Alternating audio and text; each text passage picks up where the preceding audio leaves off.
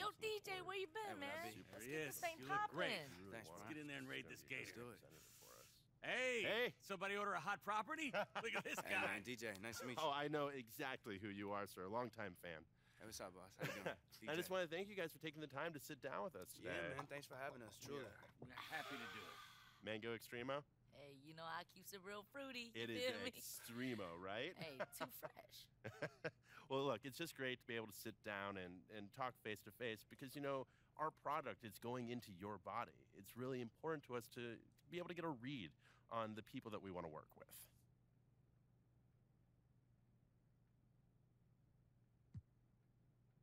Of course, man, but that goes both ways. Hey, that's right. That's right. Yeah, I think what DJ means to say is that we're really excited and grateful for the look, but to be frank, we're talking to a lot of other brands right now. Oh, of course. Of course. Look, DJ, do your due diligence, but we're confident that when you look... diligence. I like that word, man. I'm sorry, who is she? That's a great question. She's my driver. AKA life coach, AKA hype woman, AKA. She's an important person on my +2, you know management team. I She do it doesn't all. have an official title at this moment. Well, listen, DJ, we love what you're doing, and we'll be in touch so we can put together some concrete terms so we can work together. Sound good? Yeah, man. Sounds good. Great.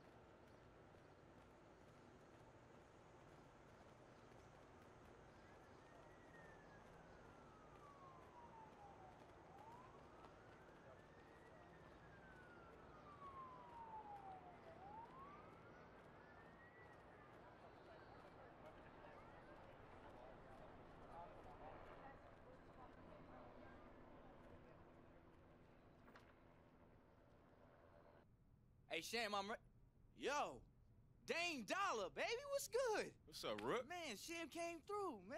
Yeah, man, just in here messing around a little bit, you know. Hey, I'm trying to get up on one of those songs, bro. Hey, Rook.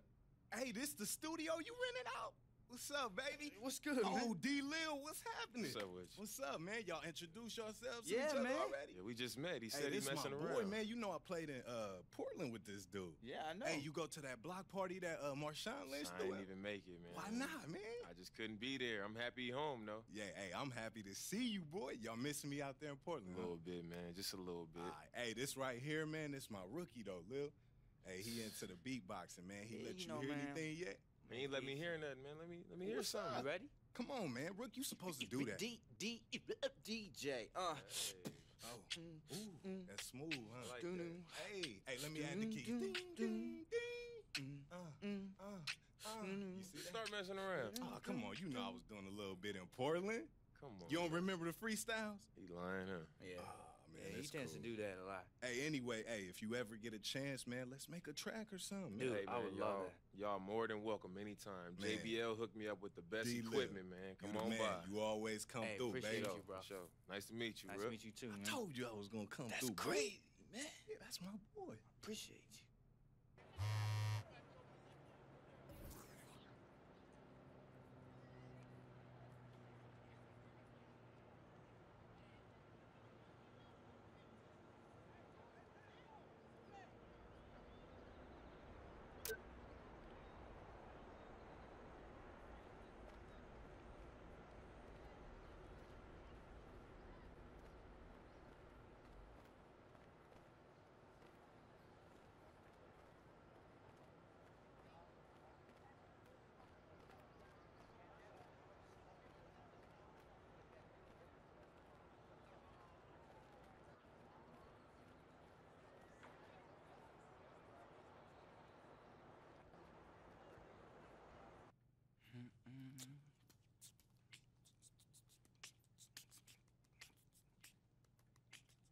What's up, Brian?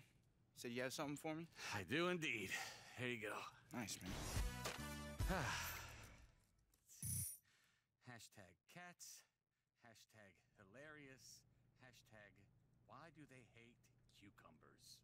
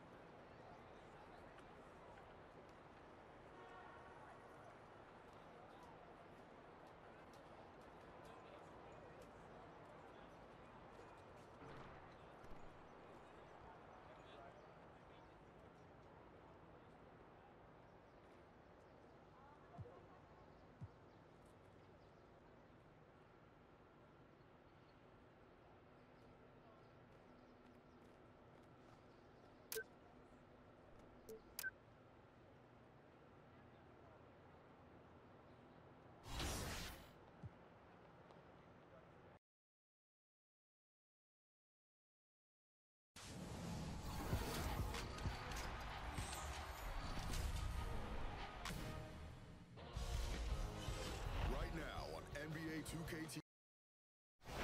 It's the 2K Sports pregame show.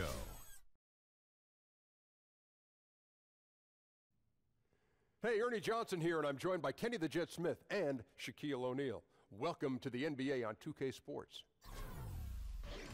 In a few moments, we'll be sending you out to Miami as the Heat go up against the Orlando Magic. Checking out the Magic, they're in a little bit of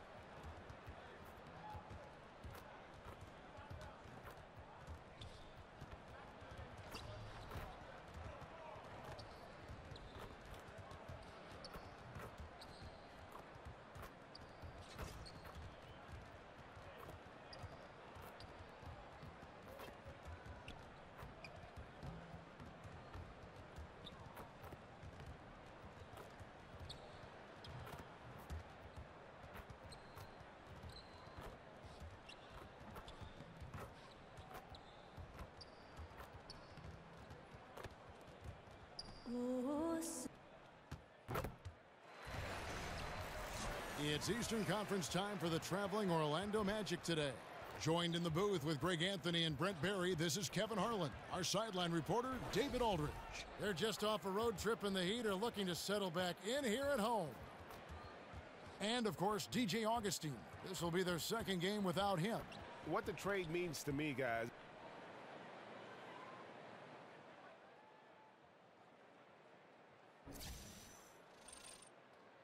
And Brent, the All-Star Week rapidly approaching. You won the dunk contest back in 1996. How would you say the competition has evolved since then? Well, obviously the guys are way better than they were in '96, Kevin. Come on, that's not necessarily true at all. We just got some. You know, it's the best demonstration of the athleticism and artistry of what the game represents. So, Zach LaVine and Aaron Gordon did in Toronto a few years ago. Every year, people want to downplay the dunk contest, and it needs this and it needs that. I'll tell you what, just celebrate what it is that these guys are trying to do to entertain the masses by going out and throwing down a few creative dunks. A look at the Magic starting group. We've got Isaac. Simmons is out there with Alfred Payton. Then there's Gordon, and it's DJ in at the pivot spot manning the middle. And it's always been talked about how the NBA is a brotherhood. And DJ has fit right in to that aspect of the league. From what I hear, he's already becoming tight with the other stars around the league.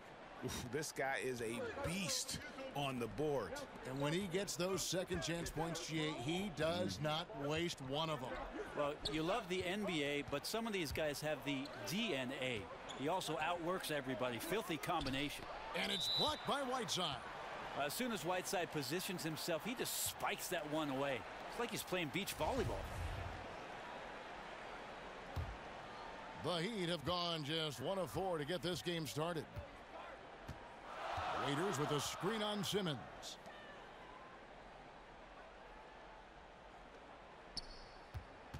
Shot from 12.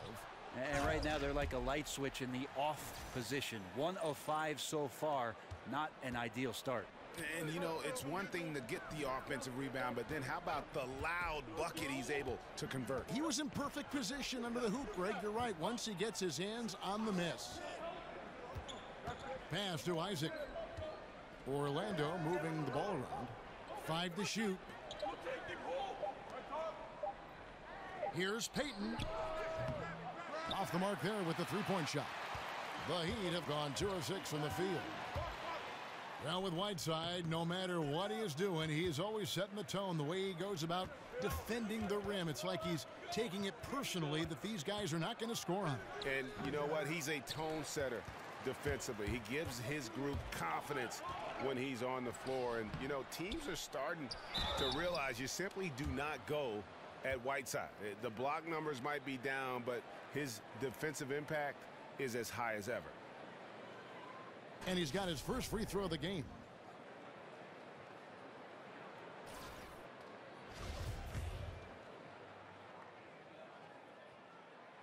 That free throw, no good. Nice stroke from the line by Whiteside. You know, he's only going to get better from there with some practice. There are very few people in the league that put the type of fear in a shooter, especially when they draw close to the rim. Like Hassan Whiteside, gets to so many shots with his height, uses both arms to block shots, and he changes countless attempts around the rim. And keeping us updated from the sideline, let's swing it over to David Aldridge. Well, Kevin, I did speak with head coach Eric Spoelstra. He knows that they're going to be challenged when they go inside. He said the main thing they have to do is keep the ball moving and take the mid-range shot if it's there. Kevin, we'll see if they can make that work. Back to you. All right, David, thanks. Well, the challenge of facing this tough defensive squad is right at the front of their minds. As it should be, because if they're not prepared for every look and matchup that D is going to throw at them, it'll be a long day. I think he has them prepared, and now it's just a question of whether they can match the energy and intensity that this team always brings onto the floor. Here's what Miami's going with right now. Olynyk, he's checked in for Jordan Mickey. Rodney McGruder comes in for James Johnson. And it's Tyler Johnson in for Goran Dragic. And with Whiteside, certainly one of the preeminent shot blockers in the NBA, Brent does so without selling out for shots, too. You think about a great shot blocker and maybe a guy that he's talked to a lot in Alonzo Mourning.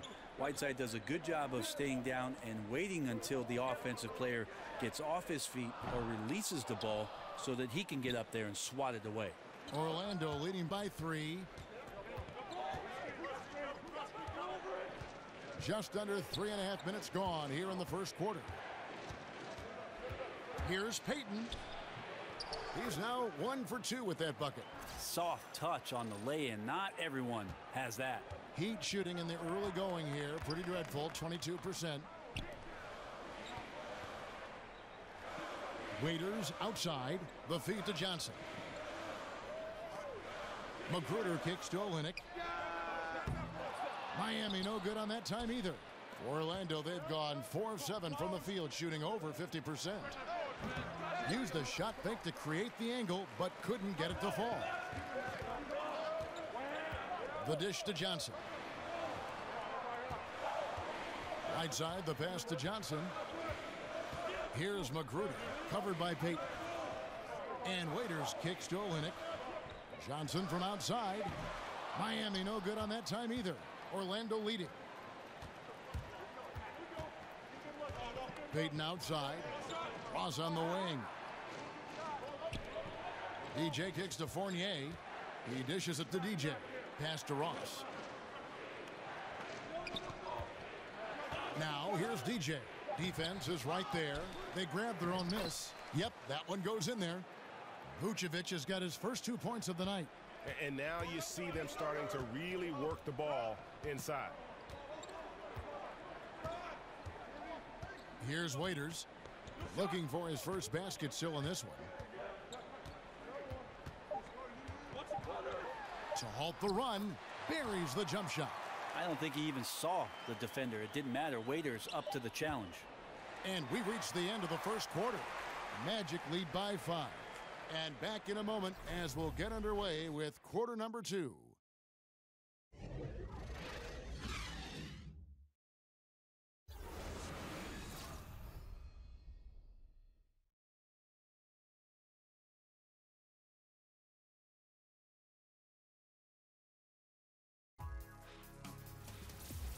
Don't miss the action. Your favorite NBA superstars are here to compete in a showcase of the league's top talent. It's the NBA All-Star Game.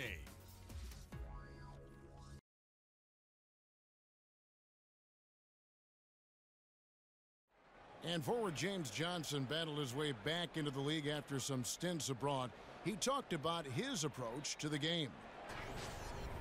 I play the game how it's supposed to be played. I play offense, I play defense, I rebound, steals, blocks. You know, I'm pretty much that guy who likes to work hard and don't want anybody to beat him out, you know, except the challenge. That's exactly the kind of hard-nosed. And a new group in for the Heat. Jordan Mickey's checked in for Whiteside. Johnson comes in for Olynyk. Waiters, he's checked in for Rodney Magruder. And it's Dragic in for Johnson. Dragic and Richardson, their backcourt. Mickey out there with James Johnson. And it's Waiters in at small forward. That's the group in the game for the Heat. Brent, you played briefly with the Heat. What was it like coming to this team mid-season and getting to play with a player who is revered by Miami fans in Alonzo Mourning?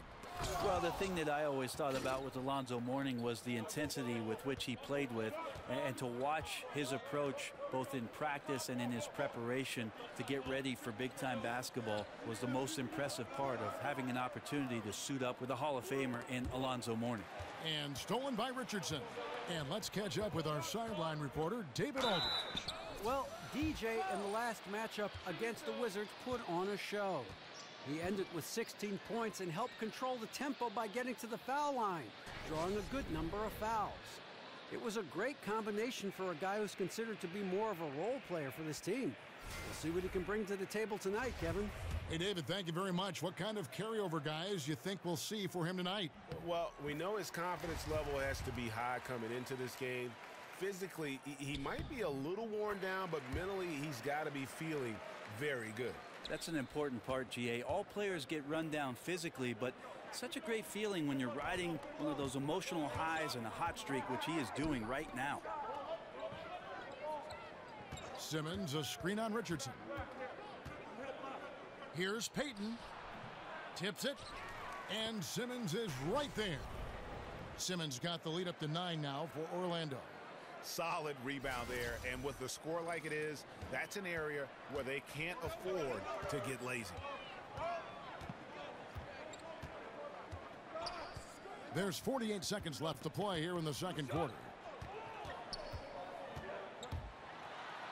Dragic against Payton. Dragic against the bucket. Dragic has got 7 points for the quarter. He has gotten into a great rhythm here in this quarter, playing with just bundles of confidence. Now, here's DJ. Tight defense on him. Lob pass to Gordon. Out of bounds. Miami takes possession. Yeah, it's just not a good pass. I don't know what he's thinking there. A poor decision. Whiteside's checked in for Miami. The Heat trail by 7. There's 18 seconds left now here in the second. And here's Dragic. 14 points from him the last game against the Pistons in Detroit. Right side a screen. Waiters gets a wide open look, and that's good. And it's Dragic with the assist. Waiters got 5 now. Well, some of Waiters' most efficient numbers come when he's in catch-and-shoot opportunities. And the first half comes to a close. We've got a close game going on here. Magic out in front. They're up by 4. It's time now to go courtside as we send you over to David Aldridge from the sideline. David, take it away. Thank you, Kevin. Elfrid, what's working for you guys in the first half? How did you get yourselves going? We were able to get out and run. We're getting out the run fast and getting out the court. We'll see if you can keep running in the second half, Elfrid. Thank you. Back to you. Thank you, David. We'll be back after halftime for the start of the second half momentarily.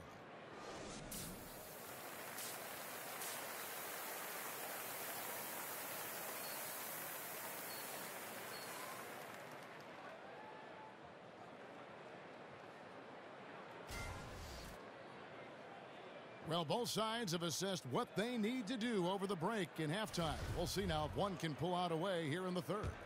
You know, Goran Dragic has been exceptional here, guys. And I love the game plan in that first half. They really valued each possession. Efficient so far with the shots that he's taken. His contributions have been fantastic. All fueled up and ready to go. Let's reset the lineups courtesy of Gatorade for the second half of basketball. On the court for Orlando, Aaron Gordon out there with DJ. Then there's Elfrid Payton. Then it's Simmons. And it's Isaac in at the 3 slot. Brent, when you were playing, your ability to pass and shoot, and you were 6'7", really a positionless player before the term became popular. You could play so many ways in so many different positions all over the floor. I would think that would fit today's game perfectly. Well, it's nice of you to say, Kevin. I'd like to think that I was a bit of a switchblade player, especially the way the offenses now are expanding to the three-point line and giving guys with creativity a lot of room to operate. And if the first available shot's an open 3 for a guy on your team, I could probably sink my teeth into something like that. You like positionless basketball? What, do you like watching it now? Well, that's the way I play defense, Kevin. Positionless.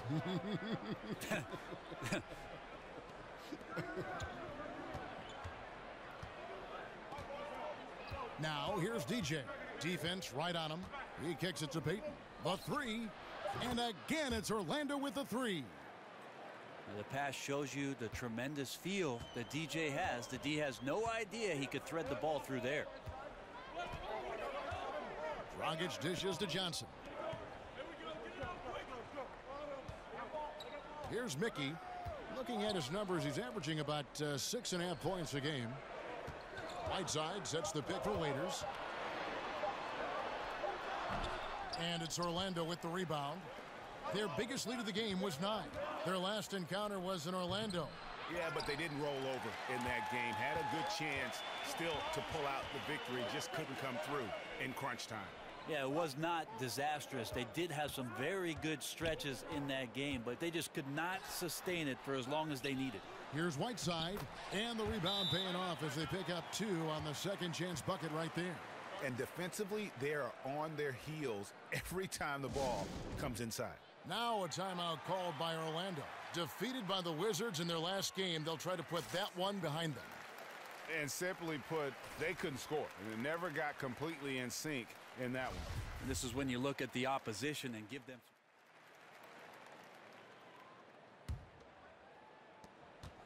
Looking at Miami, they want to turn it around after the loss to the Detroit Pistons. Dragic and Richardson, their backcourt. Mickey out there with Whiteside, and it's Johnson in at the small forward position. That's the group in the game for the Heat. Dragic against Simmons. Dragic the pass to Whiteside. Now here's Richardson. He's covered closely. Johnson kicks to Dragic. Whiteside, a screen on Payton. Pass to Mickey. Johnson outside. Dishes it to Whiteside. Second chance shot. And that one clearly a foul. Gets the whistle, and 2 shots coming up. Well, nice work on the interior from Whiteside there. His free throw game is a work in progress.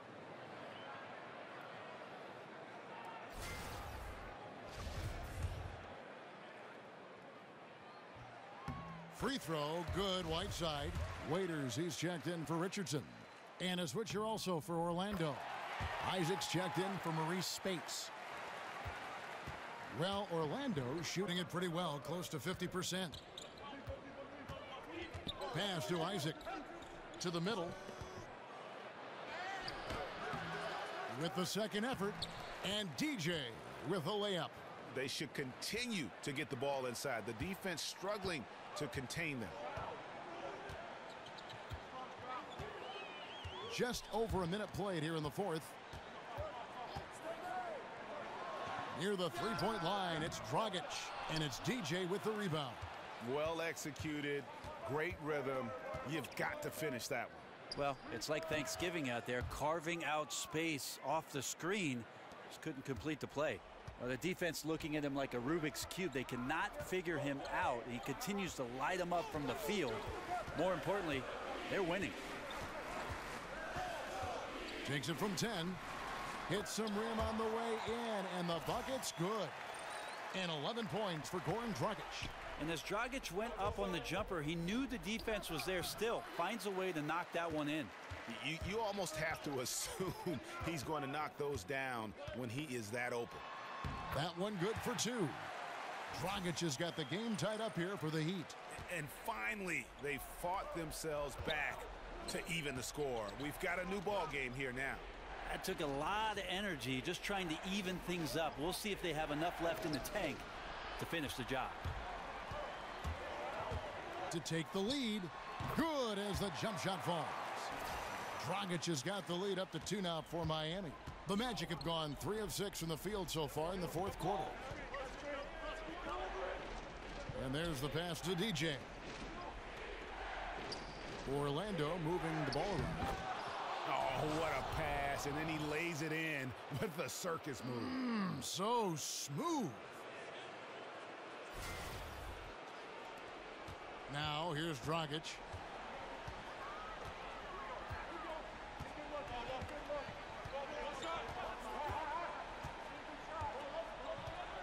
They set the pick. Waiters outside. Offline with his three. Magic have gone 4 of 7 from the field since the beginning of the fourth. Back to Payton. Kicks to DJ. In the corner, Simmons with it. Payton outside. Out left to the wing. The Magic need to get a shot off here. The putback and the second chance effort by Gordon. And the Magic lead by 2. Oh, smooth. Guys, very good job getting himself in close enough that he could just tip it back in. Well said. Those kind of plays in the offensive glass can tell the story sometimes, can't they? Now a timeout called by Miami. They're trailing by 2. 1:36 left in the fourth quarter. And now we've got a moment for our Jordan player of the game, DJ. And as you'd expect, he's done most of his damage in that low block. I mean, that was the game plan, to get it to him in the paint and just let him go to work. And boy, has the big fella delivered. He has just killed them down low.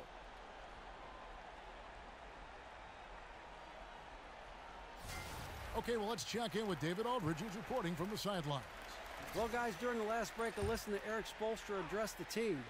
He got into him pretty hard. He said, we are being way too soft in there. We need some toughness, and I need some defense. No more easy baskets. Pretty strong words, guys. Thank you, David. And it's DJ with the rebound. Feeds to Payton. The dish now to DJ. Simmons passes to DJ. Inside, here's Gordon. They grab their own miss. And it's blocked by Whiteside. Johnson outside. Pass to Mickey. Johnson the screen. And it's Dragic off the drive over Payton. That block right there, all about persistence. DJ staying with his man and playing terrific high-energy D. To the paint, here's Gordon. It's hauled in by the Heat. Oh, you've got to be able to deliver when you get a bunny like that. That's just too easy of a shot to miss. And even without that 3-ball dropping for him, the defense should have done more on that last play. About 7 seconds separating the shot and game clocks. Payton in the corner. Releases. Had the space there, but it's offline. Timeout called, the Heat. They're down by 2. 15 seconds left in the fourth.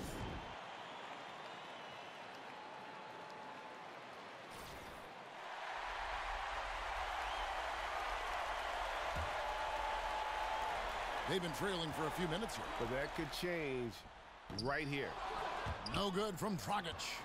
And they commit an intentional foul. We'll see another one of those so they can get into the penalty. Yeah, you have to do that, though. You can't just let them dribble the game out.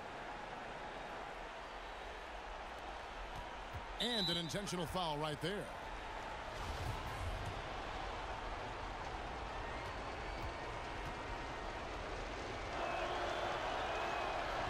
First free throw is good, and that makes it a 3-point lead.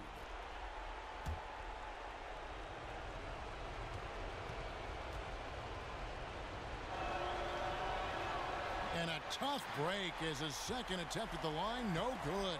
They have a chance to tie it up. That next shot has to come from behind the arc. Only a 3 is going to save him.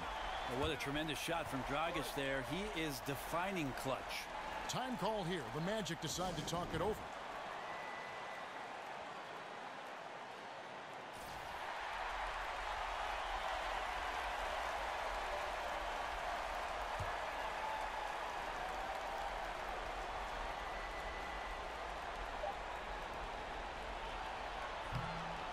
And that's going to do it for regulation. So we are headed to overtime.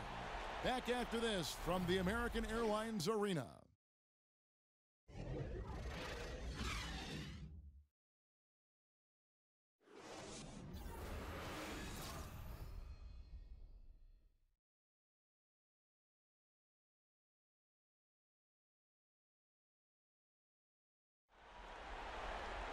Well, if you love great competition and neck-and-neck basketball action, this one has been a great one.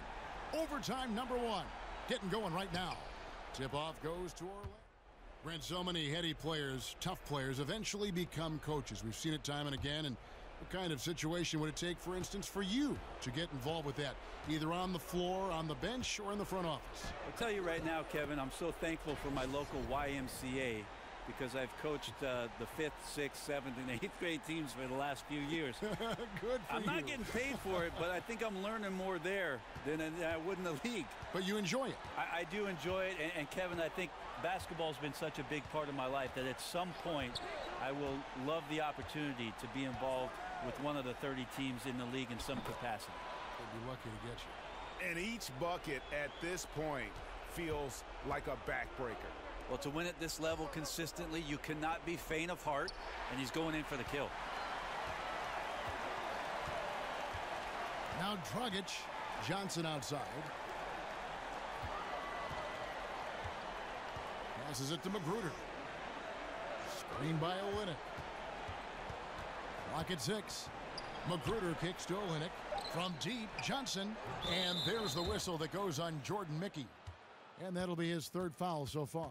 A different look for Miami. Whiteside's checked in for Kelly Olynyk.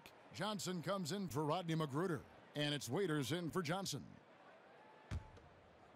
They've been doing a great job of sharing the ball. And guys, shot A comes to mind for me because right now that offense, it's a smooth operator. And so here is Miami. Waiters dishes to Dragic.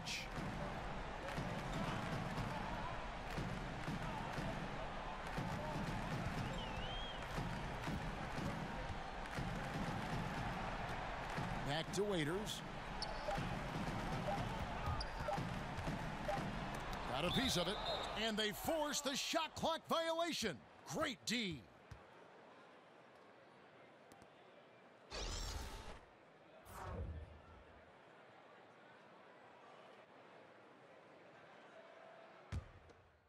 And so Miami takes this one by a big margin.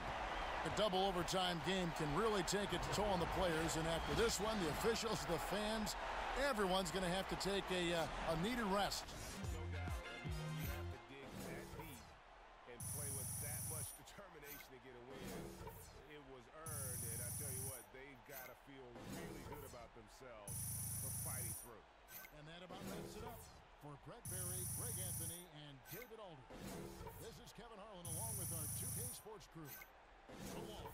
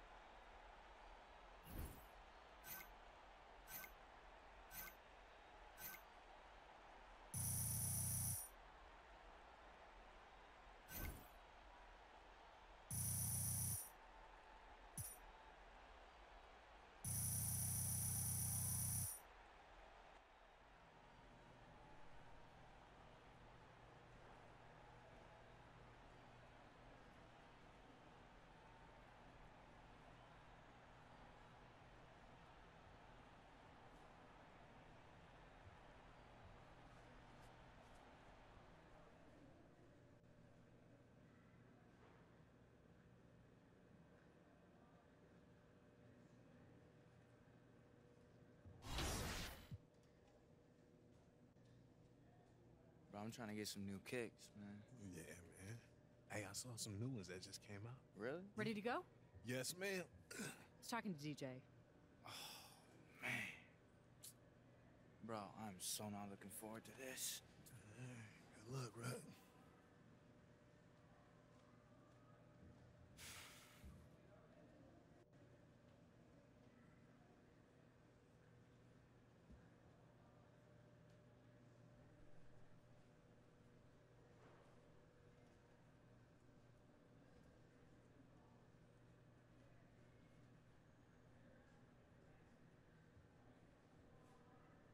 DJ, it's never easy when you're losing, but do you guys feel like you have a grip on what's going on?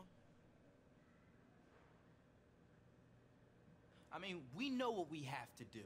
It's just a matter of actually doing it on the court, and that's been the hardest part, but we'll get it.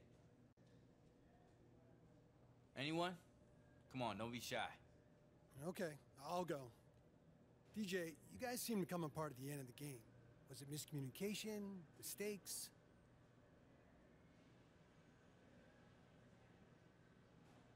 Well, I mean, you know, they played good defense, you know, but we really did hurt ourselves. Unforced errors. And the good thing about this game is it's a game that we can learn from, and we can move forward. We can prepare for the next game coming ahead.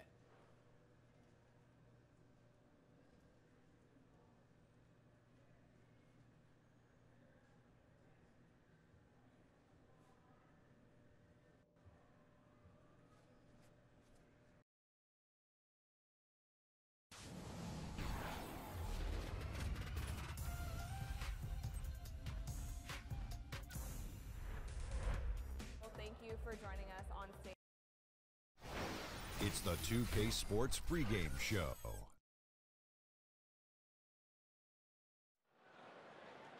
Here we are with Kenny the Jet Smith and the Big Diesel Shaquille O'Neal, Ernie Johnson. You're watching the NBA on 2K Sports. And on tap tonight, it's the Cleveland Cavaliers going up against the Orlando Magic at Amway Center. Checking out the Magic, just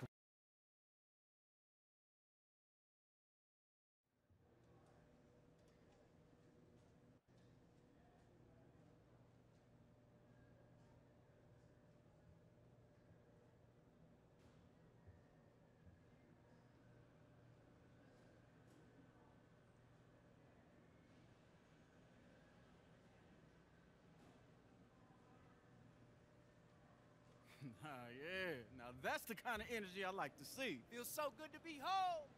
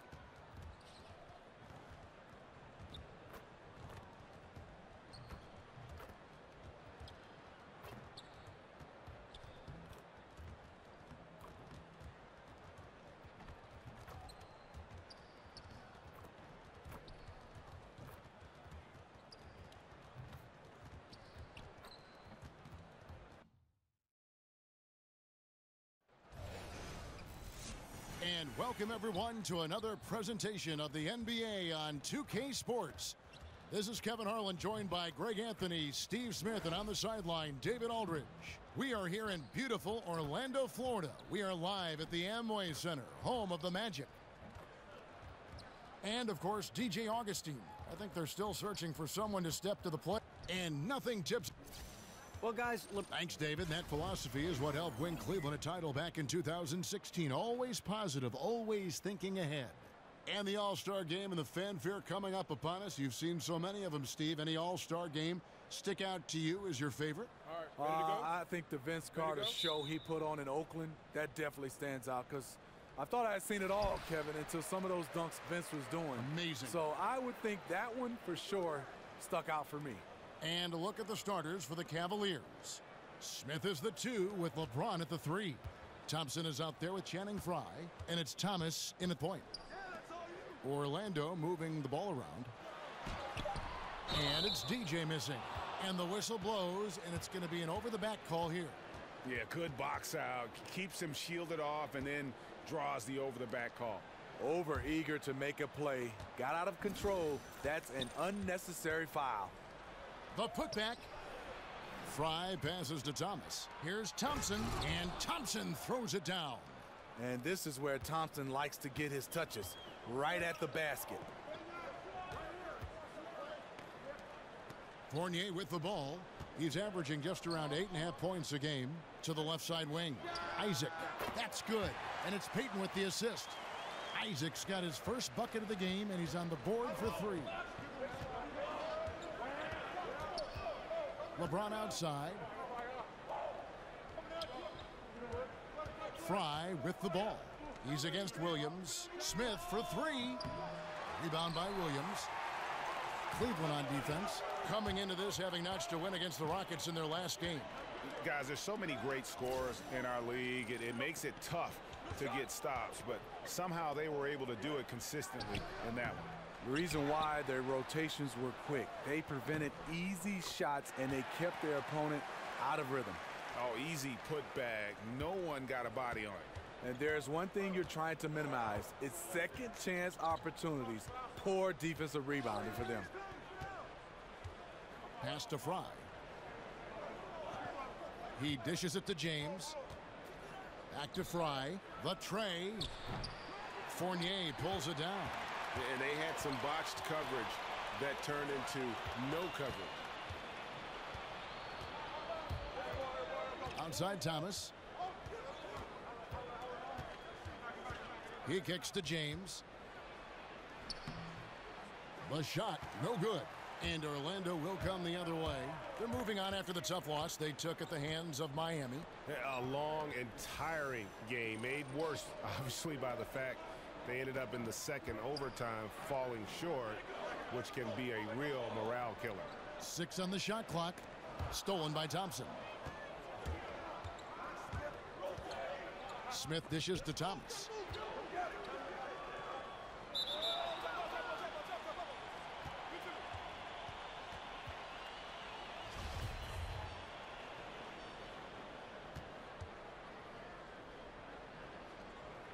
And it's the Cavaliers with the ball. Magic leading by 3. And the Cavs over the last few seasons setting records when it comes to three-pointers made. And really, they did a good job of surrounding LeBron with floor spacers. They doubled down on that when they got Channing Frye. And then when he and Kevin Love play together in the front court, the Cavs can bury you with their long-range shooting. Here's James. The Cavaliers again can't hit. Oh, and here we go. Isaac's got the fast break chance. Good D by James.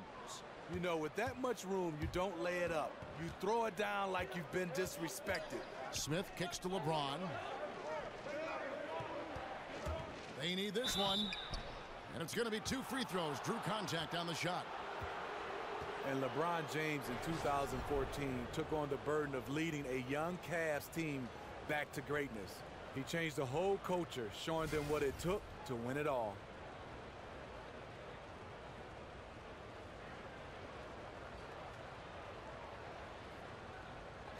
Two shots.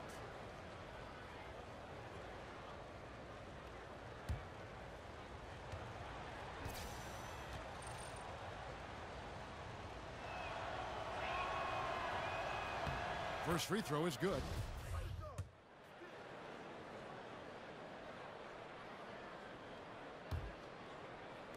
Just over a minute gone here in the second quarter. So on the floor for Cleveland. Channing Frye out there with Thompson. Then there's Derrick Rose. Then it's Isaiah Thomas. And it's Smith in at the 3 spot. Screen by Smith. There's the dish to Thomas. 6 to shoot.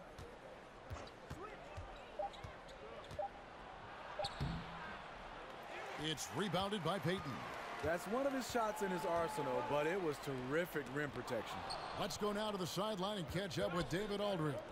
Well, DJ in the last matchup against the Heat delivered a performance for the ages. He finished with 15 points, and along with what he did on offense, he had a big defensive night as well. It was a great combination for a guy who's considered to be more of a role player for this team. We'll see what he can bring to the table tonight, Kevin. Okay, thanks, David. And what do you think, guys? Will we see a repeat of his performance again in this one? I wouldn't be surprised if he's even better tonight, Kevin. He has the ability to follow up a great game with an even greater one. But you have to think he's a little worn down from that last game. It had to have taken a lot out of him. On the wing, Gordon, covered by Smith. DJ passes to Payton. Lets the 3 fly. Gordon dishes to DJ. To the inside. Fires from the line. And the shot is good, dropping in off the front of the rim. DJ's got his first points of the night. You think back to all the great NBA players who have been spokesmen for Gatorade, Greg. The latest name on that list now? That's right, you guessed it, DJ. And that is lofty company that DJ joins. Jordan, the original Gatorade man, but they've had guys like Paul George and other stars as well. So expect to see a lot of Gatorade bottles placed around at his pressers from now on. Steve, we've seen some big names retire from the NBA in the last few seasons. I mean, guys that we all admired for so many years. Talk about walking away from the game and not having that a part of your everyday life and what that's like for a player. Kevin, I think, and especially talking individually, it's the hardest thing. So whenever you started, you've been playing this game 15, 20, and some of these guys 25 years.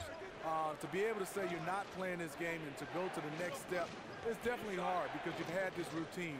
What I love now is guys have done a fantastic job of keeping their bodies in shape. They're able to play 20, 21 years, and one day we're going to see a guy playing 25 years. I think it's fantastic. What I think about, Steve, is as long as they can remember, all they've played is basketball. And then one day it just kind of ends. I mean, that's got to be such a difficult thing to go through. It's hard, and I like now a lot of these players now are thinking about that day, and they're better prepared to be able to walk away and walk right into something else. And even if it's being a dad, I like what guys are doing right now. Payton outside. It's DJ atop the key. Out to Payton, beyond the arc. Tries again, and DJ with a layup. DJ's got 4 this quarter. That is just hustle, hustle, hustle. DJ beating everyone to the glass. Rose kicks to Thomas. Crowder a screen on Payton. Here's Rose. That's good, and it's Thomas picking up the assist. Thomas got 3 assists tonight.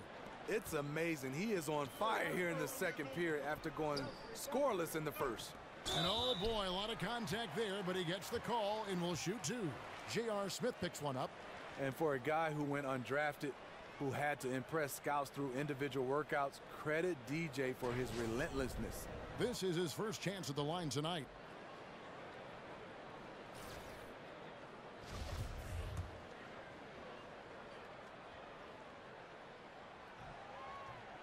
That free throw, no good. Jonathan Simmons is checked in for the Magic. Then for the Cavaliers, Zizic is checked in for Tristan Thompson. James comes in for J.R. Smith. And it's Amon Shumpert in for Derrick Rose. Thomas kicks to Crowder.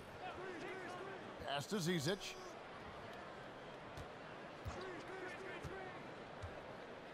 Dishes to Thomas. And there's another one for the Cavaliers. And good passing, setting up a lot of these buckets right now, Kevin. That's been the key. And DJ throws it down. Leg defensive rotation. You must keep an eye on DJ at all times. Now here's LeBron. He had 25 points in the win against Houston. And he showed again why he is such a sensational playmaker. Some of the plays he made were just remarkable. Outside Thomas. He got it up and released it in time, but it's off the mark. And we're through the first half of basketball here, and what's been a good one. It's the Magic leading by a point. And now let's catch up with David Aldridge, who's standing by from the sideline. All right, Dave. Thanks, Kevin. Here. All right, thank you, David. And folks, don't go away. After the break, we'll see you right back here for the start of quarter number 3.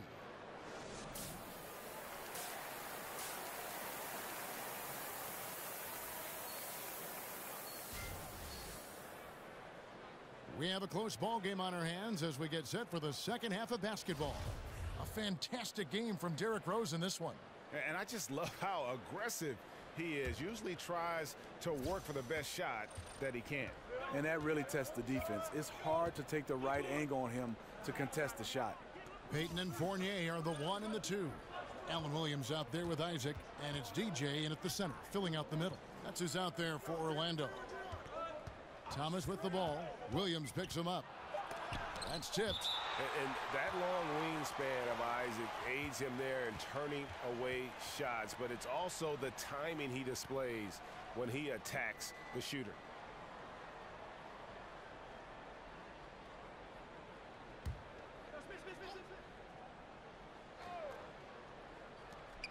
Just 2 to shoot. Thomas with another miss. And they haven't been able to turn it into a big lead, but their rebounding advantage is starting to add up. No good off the back of the rim. Cavaliers trailing. And I'm just not sure the league has ever seen a more intimidating slasher than LeBron James. A 6'8" bullet train. He's so strong, so quick. And if he gets a shoulder on you, watch out. Oh, and they get in the way of the alley-oop. Not to be. Good play defensively. Fournier passes to DJ. He feeds it to Williams. Over Fry. Almost, but it rolls out. Wow, he had it at point-blank range, but the defense was all over him. The screen from Thompson. Thomas kicks to Fry. And the pass to James. Clock at 4. Tries from 10. And another miss by Cleveland. Really, a lack of focus coming out of the break. So far, they're 0 for 3. Steve, so much of being a great offensive player is learning to draw contact and work yourself to the free throw line. When you look at the league right now, who are some of the best in the league, in your estimation, doing that? James Harden is one of those guys. He gets to the line, double-digit figures sometimes, free throw attempts. DeMar DeRozan, DeMarcus Cousins.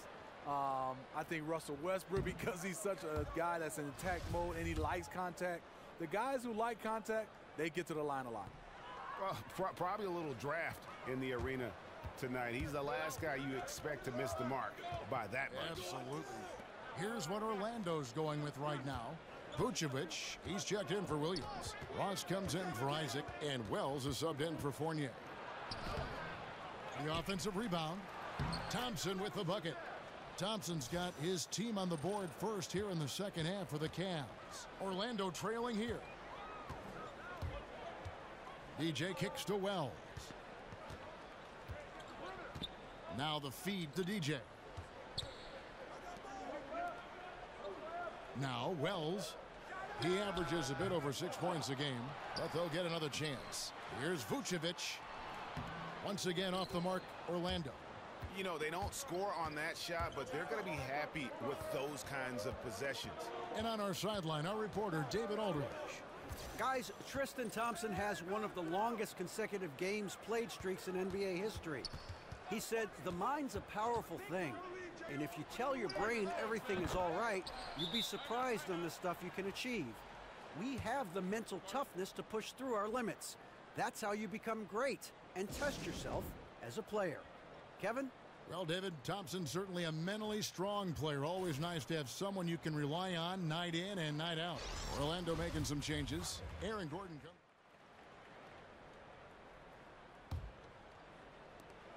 The Cavaliers leading by 11, all fueled up and ready to go. Let's reset the lineups courtesy of Gatorade for the fourth quarter. On the court for Cleveland, Thomas and Smith teaming up in the backcourt. Jay Crowder out there with Channing Frye, and it's Thompson in at the 5 spot. And so it's Cleveland with it. Thomas dishes to Thompson. Thomas a screen. Just 5 on the clock. And so he draws the foul on the shot. A trip to the line to shoot 2. And Tristan Thompson in the middle, a player, Greg, who understands his role. He just plays hard and does the little things. Defense, rebounding, energy. When he's blocking shots and protecting the rim, he is one of the best bigs in our league. And the first one at the line is good. One thing about Thompson, he's made improvements to his body and his game each and every year. The Magic trail by 12. Fournier gets a wide open look. Good on the shot, and that shaves the lead to single digits. His team is down because he's not shooting enough. There's no reason he shouldn't be getting more looks right now. Screen by Smith. Thomas kicks to Smith. They set the screen from downtown. And it's Thompson with the jam. The unbelievable effort. Thompson, a dedicated warrior on the offensive glass. Payton kicks to Fournier. It's DJ atop the key. Fournier passes to Payton. Good ball movement here by the Magic. Here's Isaac. He's covered by Thompson. They get it back. Williams. And the layup falls. A terrific offensive rebounder. Here he is doing it again.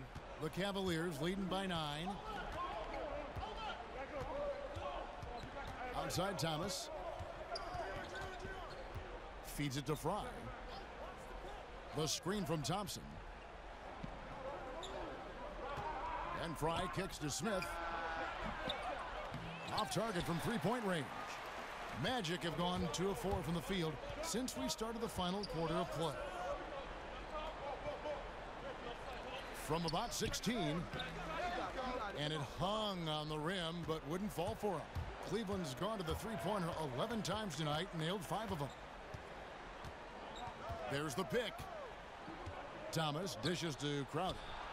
A three-pointer, no good. That is fantastic defense on one of the best three-point shooters in the league. Didn't give him an inch of room.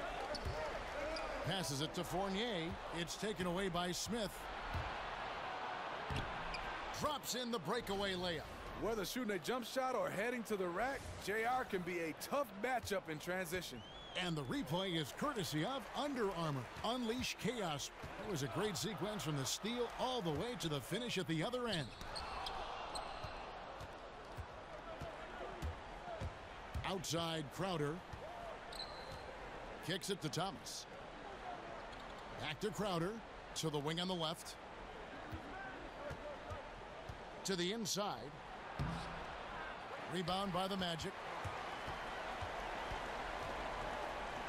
Payton outside and stolen by Frye. And here comes Thomas leading the fast break. Lays it up and banks it in. Thomas got 5 points now this quarter.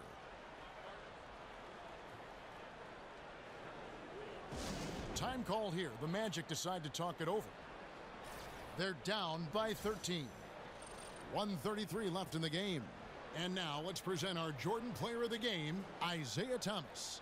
And he's played this entire game on his front foot, Kevin. I mean, driving the lane, going to the rim with purpose, and getting those points the hard way. He's really seemed to feed off the hostile environment he's been faced with tonight. And the Cavaliers making a change here. James is checked in. This is the result of taking it up strong in the paint. DJ now going to the line. No good on the free throw. Good on the second free throw. You know, Tyronn Lue, a two-time champion as a player with the Lakers, that understanding of what it takes to win it all has laid the foundation for his coaching career.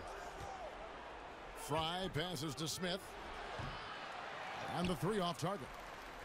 The Magic trail by 12 and stolen by Fry. And these are the types of games where one team clearly has the edge. Tonight, it will be a win by a large margin for the Cavaliers. In the end, they had a better shooting percentage, and that's what made the difference. Sometimes, things go your way. The other team wasn't catching many lucky breaks themselves. Yeah, and Kevin, not all about luck. I thought their overall shot selection was better. And so now, on the year, they'll have 35 wins to their credit.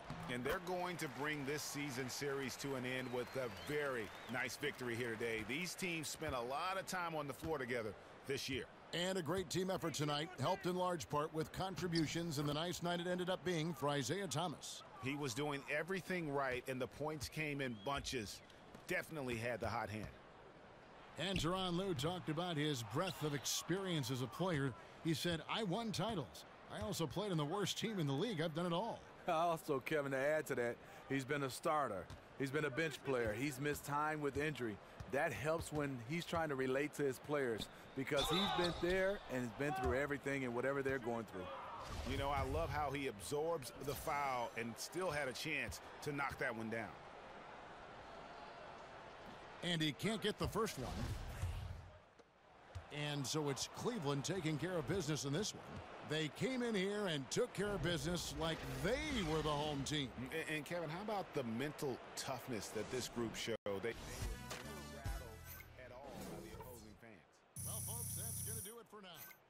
For Steve Smith, Greg Anthony, and David Aldridge, this is Kevin Harlan thanking you for tuning in. We'll see you next time. Have a great evening.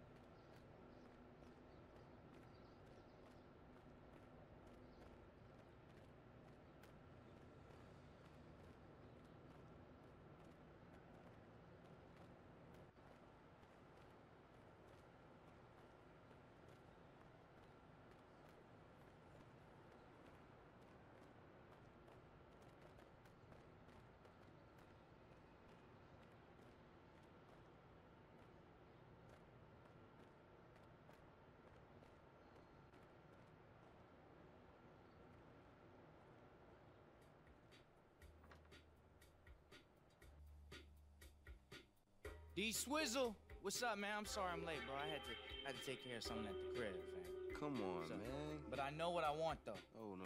You're a rookie, man. What? You always late. What You you can't be mean? like that. Bro, I had to take care of some stuff. You know how it is, man.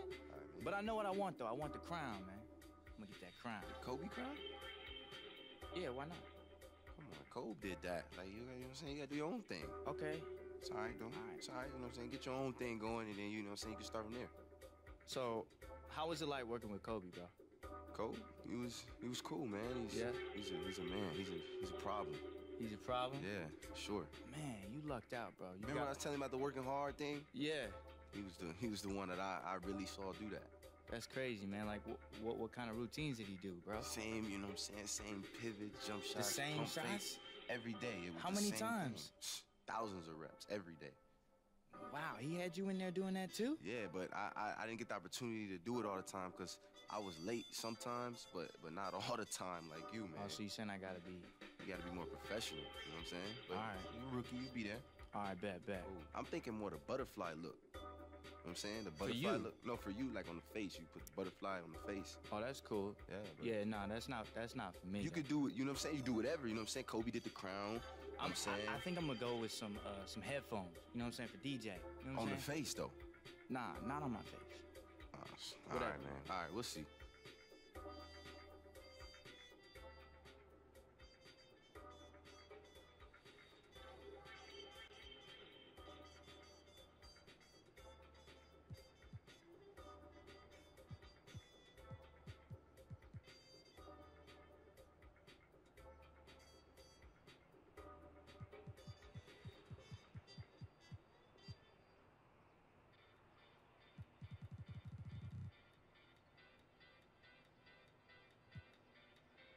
Okay.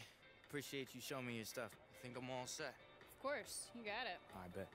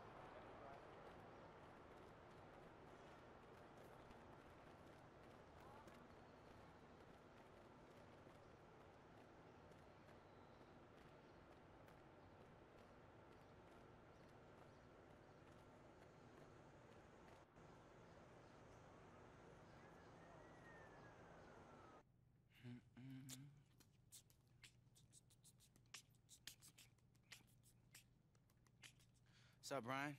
Said you have something for me? I do indeed. Here you go. Nice, man. Hashtag cats. Hashtag hilarious. Hashtag why do they hate cucumbers?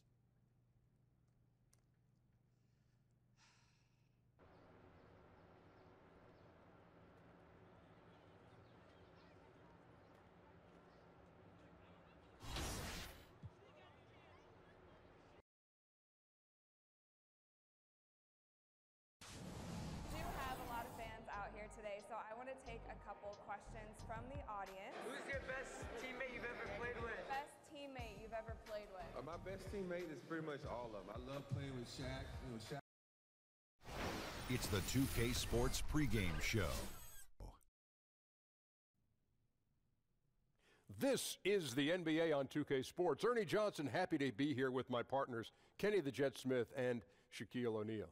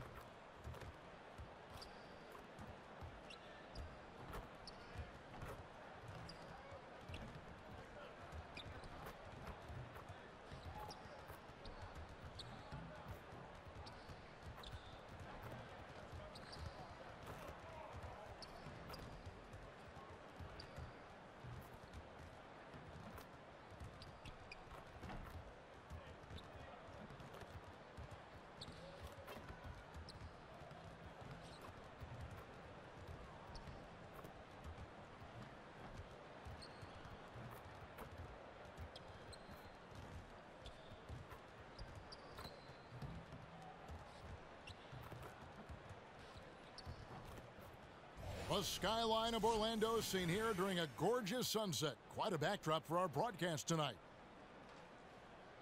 And welcome everyone to another presentation of the NBA on 2K Sports. Kevin Harlan here with Greg Anthony and Clark Kellogg, and our sideline reporter is...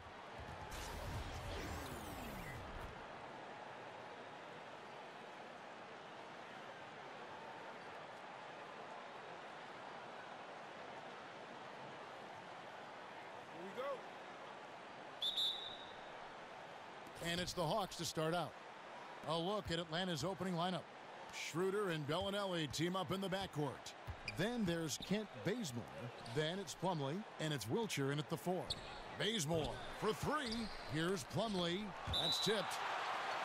And it's going to be out of bounds. The Hawks will retain possession.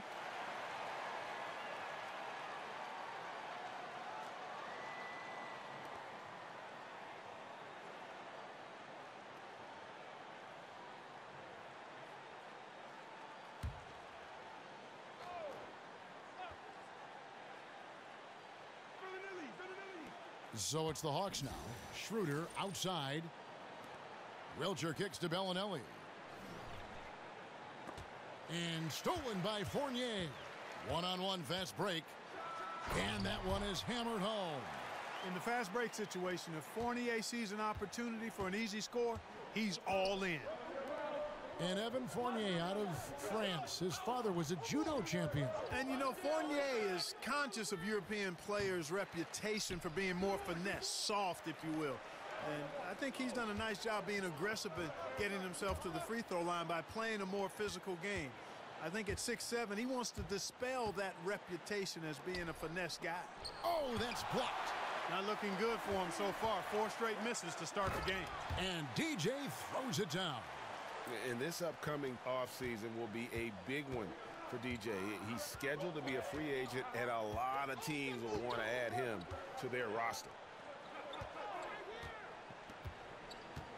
Now here's Plumlee. He's guarded closely. Bazemore for 3. They get it back. Little over a minute 30 into this first quarter. Here's Schroeder, and he goes strong with the one-handed jam. And that is a major league flush right there, my friends. And in a tight contest like this, Greg, that might be just what they need to get the tide rolling in their direction. You're exactly right. I mean, so often when a team gets that kind of explosive play out of its backcourt, that can really rally and galvanize the whole squad. And the Hawks in the last couple seasons with some roster turnover, established veterans departing, and now with Millsap leaving, they have embraced a complete rebuild.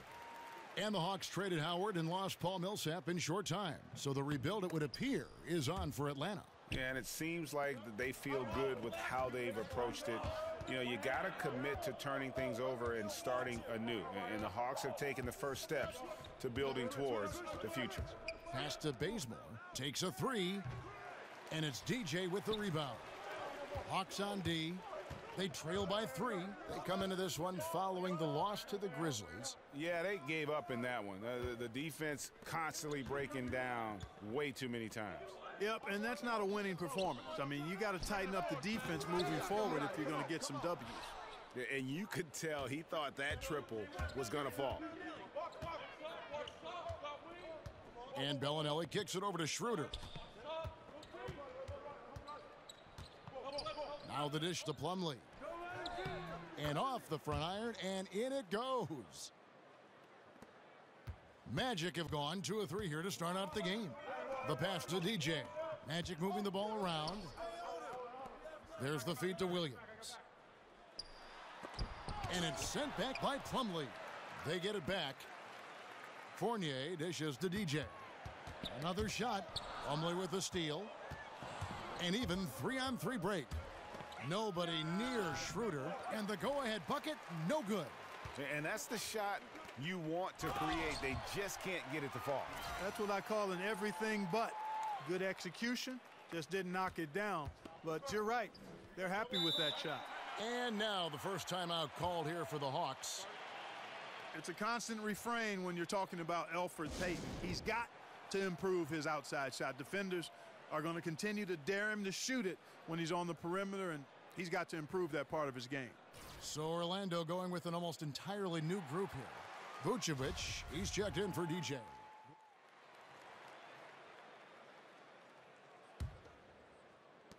Orlando's gone 0-2 from deep here in the second. And shooting has been the knock on Payton since college. His struggles from the arc and the free throw line well documented. Exactly, Kevin, but some signs of progress on the horizon. In 2016-17, a career best field goal percentage and free throw percentage, and shot much better from mid-range, because we know if he gets this piece of his game in order, he already is doing the rest of the stuff. Payton and Fournier are the 1 and the 2. EJ out there with Allen Williams. And it's Isaac in at the 3. That's who's out there for Orlando. And let's catch up with our sideline reporter, David Aldridge. Well, DJ in the last matchup against the Cavaliers came through in the clutch. He ended up with 10 points and helped control the tempo by getting to the foul line, drawing a good number of fouls. He performed really well, and I could see his role expanding if he continues to make that kind of impact, Kevin. Thanks, David. It was a terrific game for him. They'll be looking for more of the same tonight. And I'd be surprised if he doesn't give it to them. He's in a very good frame of mind right now. Yeah, you know what? His attitude, his confidence, everything is posted up on positive. And he'll be looking to build on the work he did the last time out for sure. Schroeder against Payton. The drive by Schroeder. It's good. It's his second basket. He's shooting 2 for 4. Orlando with the ball. Tough loss coming against Cleveland in their last game played. You know, a poor shooting night. I just got the sense they didn't work hard enough to get good looks. Well, the effort plainly was not there. I mean, they often settled for tougher, lower percentage shots, and that makes it hard to win. And, Clark, there are a lot of great scorers in the NBA, but do you think a handful of players are just impossible to defend? There's only a few guys that are impossible to defend, and I think the most unguardable guy in the league is Kevin Durant. We've not seen anybody with his size, length, touch, speed, ball handling in all the time that I've watched the NBA. I mean, this is a 7-footer that moves like a guard, handles it like a guard, shoots it like a guard, and is 7 feet tall. There's nobody close to him in that regard. LeBron James, because of his physicality and speed and skill, would be second, but Durant, the most unguardable guy in the league. Pass to Isaac. Payton trying to get open. Isaac misses. The Hawks trail by 3. Here's Bellinelli. The shot's good on the assist by Schroeder. Bellinelli's got his first points in this one. Orlando's gone 1 of 3 from way outside since the start of the second quarter. And, you know, DJ is always trying to get his guys going. If they're open, he finds them. 55 seconds left to play in the first half. And Bazemore kicks to Babbitt. Dishes to Bazemore. Passes to Wiltshire. And he's fouled on the shot. 1 free throw coming up. Yeah, not a perfectly set screen there, but got him just enough room to get that shot off. And when you look at this Magic team with their talent, what should their identity be? Well, I think it should be up-tempo, defensive-oriented. They've got really good athletes, and defending at a high level with that kind of athleticism is doable, and I think would lead to easier offense. And that's what I think they have to foundation themselves on. Payton against Schroeder. Wiltshire passes to Schroeder. So they take the lead. Schroeder's got 6. And they're beginning to just flat out fall apart defensively right now, especially on the interior. Yeah, and that's 4 straight field goals now, Greg, they've allowed from point-blank range. Can't happen. And some hang time on the rim. Puts a little cherry on the top of that slam. Well, those kind of displays of strength can get one team rolling. And can put the other team on its heels. We'll see how it plays out. Bazemore with it. Quiet so far offensively, searching for his first points of the game. And it's DJ with the rebound. Tell you what, Kevin, they will take that look every time. Limited defense, great shot. Just came up empty. You live with those. It's all tied in Orlando. And now we'll send it over to David Aldridge, who is standing by courtside. David. Thanks, Kevin. Coach, it looked like the ball really was moving there in the first half. Yeah, the game is simple when you make the extra pass, when you play the right way. We started out playing this way. We got to continue it for 4 quarters. I know that's your area of emphasis, Frank. Thanks a lot. Back to you, Kevin. Thanks, David. And we'll be back shortly following halftime to get the third quarter underway.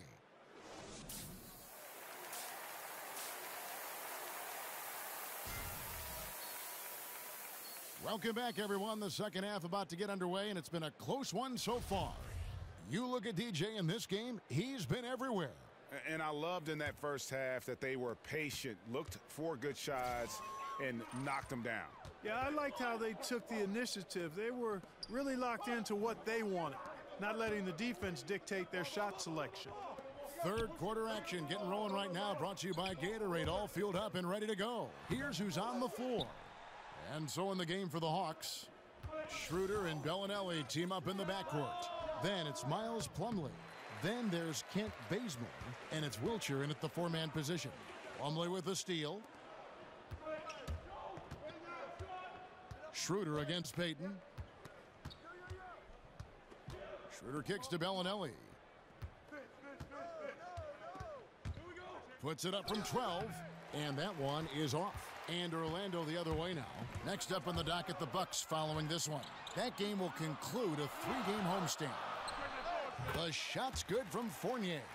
Fournier's got the first basket of the second half. That one for the Magic.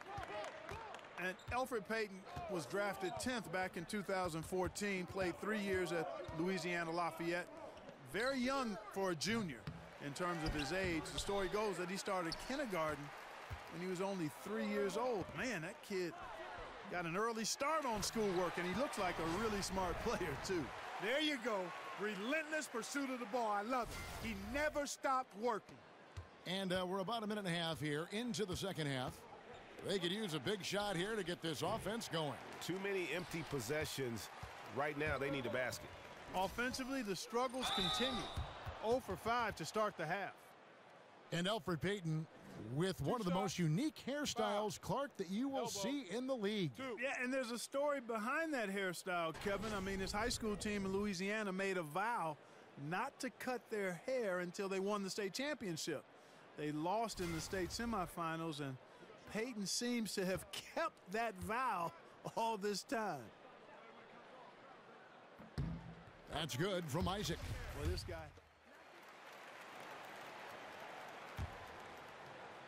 There's 45 seconds left to play in the third. Here's Schroeder. 6 points for him. Now here's McLemore outside. The shot's good on the assist by Schroeder. Schroeder's got 3 assists now in this one. And DJ throws it down. Can't say enough good things about DJ. When he's driving inside, he's a threat to bang the rim. Schroeder kicks to Bembry. 3-second difference between shot clock and game clock.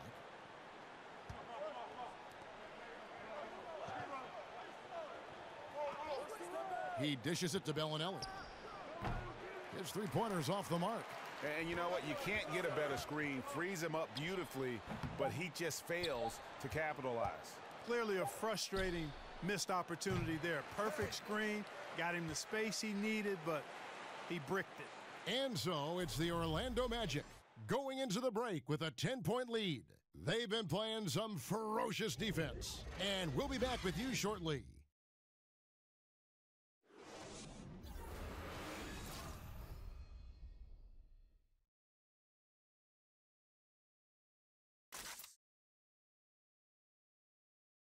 Now let's listen in to Frank Vogel's huddle.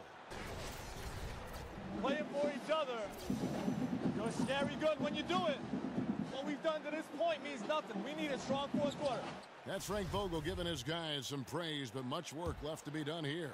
Yeah, I mean, he's reminding them why they're in this position right now. It's unselfish basketball, and it can take them the rest of the way. Just 1 quarter left in regulation. Welcome back, everyone. Thanks for tuning in. Payton and Fournier are the 1 and the 2. Allen Williams out there with DJ, and it's Isaac in at the 3 slot. So that's the lineup on the floor for the Magic. That's good, and the Orlando lead is cut down now to just 8 on the basket from Bembry. Well, Orlando shooting around 41% on the night. Foul call that time on the way up. That'll give them 2 chances at the free throw line here. And one difference this half is that when they get to the line, they're converting. And what do you guys think so far about the offensive approach for the Magic? What a tremendous showing from the three-pointer all through this game. Don't overlook the success they've had at the free throw line tonight either. And so he hits both. And DJ, a fun guy to watch play, man. Fantastic at making quick decisions. Bazemore passes to Wilcher. No good on the 3. Yeah, he's costing them right now, sabotaging them a little bit. He's got to find his shot if they want to win this game. Now, the defense was far from awful. However, he's still got to make these shots, in my opinion. Bembry shot good. And just a step ahead of the D in that possession there, making the pass. Nice assist. Down low. And Williams with the basket on the assist by DJ. DJ's got 4 assists in the game. Here's Schroeder. Guys, their comeback bid had better get started. I don't know, guys. It's going to take a pretty big run to get back in this one. And if that doesn't get them fired up, guys, nothing will. Greg, just what the doctor ordered, huh? Some high-flying annex to narrow the deficit. Tell you what, fellas, that could give them the energy boost they've been looking for. Orlando moving the ball around. Fournier dishes to DJ. Count the basket. And the Magic lead by 10. And, you know, DJ's interior game is very impressive. The big thing for him is that excellent body control. When he takes his time, he's really dangerous in the post. Here's Schroeder, and the Hawks getting another basket right there. For Orlando, they've gone 2 of 4 from the field since we started the final quarter of play. Pass to Isaac. Out to Payton from deep. And again, it's the Magic from deep. Well, Clark, you had the distinct honor of playing horse against the former president of the U.S., Barack Obama. You lost that game, I don't want to remind you, but I want an honest answer. Did you let him win that contest? Kevin, the deal is that it was an unbelievable privilege to play POTUS. We changed the letters of that game back in 2010, and I let the president up. I gave him life after I had him down, and he took advantage of turning the momentum in his favor. He won fair and square. I did give him an opportunity to win, but he's on top in that matchup, and I think it ended up being good television. And while some of my former teammates look at me with disdain for having lost a horse game to the president, I think it was all intended to end just the way it did. And keeping us updated from the sideline, let's swing it over to David Aldridge. Hey, guys. Well, Mike Budenholzer had some advice for the team during the timeout. He told the guys it's time to turn it up a little and make a push. We've worked too hard to come away empty-handed. Let's put this thing away. Kevin, we'll see if they can get it done. Here's Bellinelli, and he gets that one to go off the front iron. Bellinelli's got 4 this quarter. The mid-range jumper is a high percentage shot for him, and when he's got that much room, forget about it. Williams gets the bucket. And it's great seeing DJ sharing the ball, solid at swinging the ball over to his teammates. There's the pick. Delaney kicks to Bellinelli. 1:39 left to play in the final quarter.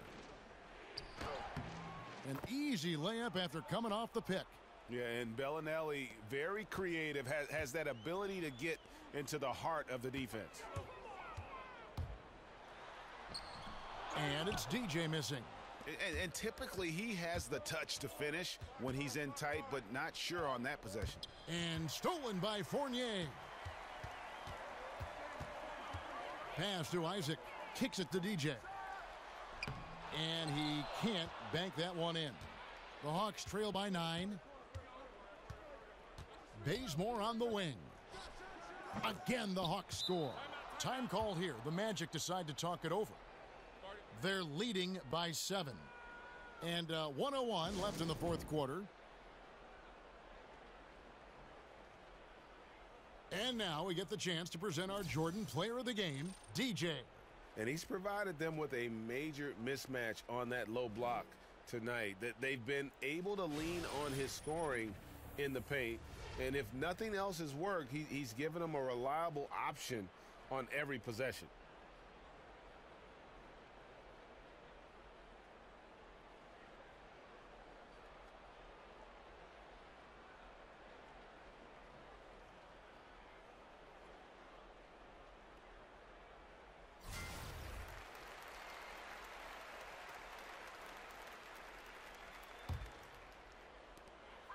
And 1:01 left in the fourth quarter. He feeds it to Fournier. He kicks to Williams. Unloads from 13. And that one's good, DJ. And the Magic lead by 9. Boy, you got to like seeing DJ find his rhythm out there like this. I mean, when he's clicking on all cylinders, the defense is in for a long, hard game. He used that pick just right. And that's what you give up when you don't fight over the screen. Yeah, I agree with you wholeheartedly. I mean, not a lot of effort put forth on defense there. I mean, I think he's definitely got to play up on him more and off the screen in that situation. Pass to Isaac. Fires the three. And again, it's the Magic from deep. And that's a killer instinct on display as they try to put this one on ice. And, you know, this is what's needed at this point in the game, Greg. The great teams know how to close it out. Atlanta calls timeout. They're behind by 10. 29 seconds left to play here in the fourth.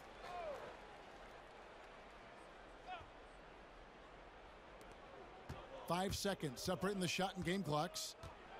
And Dorsey kicks to Delaney.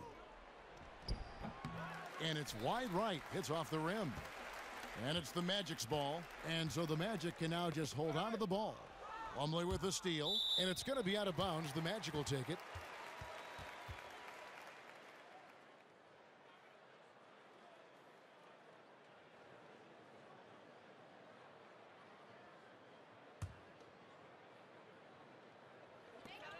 Feeds it to Wells. Pass to Ross. DJ kicks to Spates. DJ dishes to Wells. Fade away, off target. And so it's Orlando taking this one by a big margin. Even early on in this one, it seemed like they were happy to be playing at home tonight. And it makes a big difference. And once they started to really play in rhythm, you never felt like they had any doubts as to whether or not they were going to win. And that about wraps it up. For Clark Kellogg, Greg Anthony, and David Aldridge, this is Kevin Harlan along with our terrific 2K Sports crew, thanking you for tuning in. We'll see you later.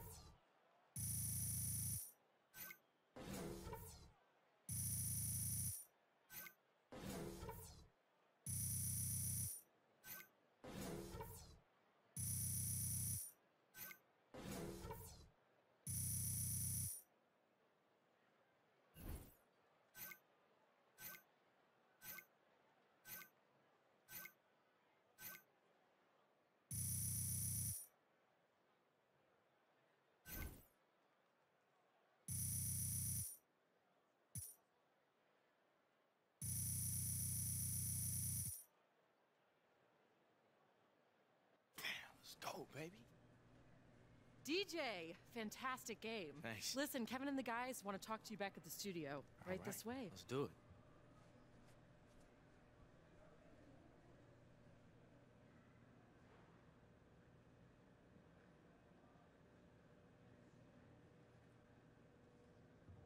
Hey, Shaq here. You showed me a lot out there tonight with the way you were able to dominate the glass.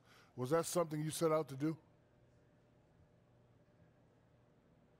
Shaq, something that we always talk about in practice and in meetings is how we want to close out possessions on defense. I mean, that is something that we all bought into, and it's the goal of ours each time we take the court. So I'm not so much worried about my individual performance on the glass so much as how we rebound as a team. Spoken well. You should take Kenny's place. Back to you, Ernie.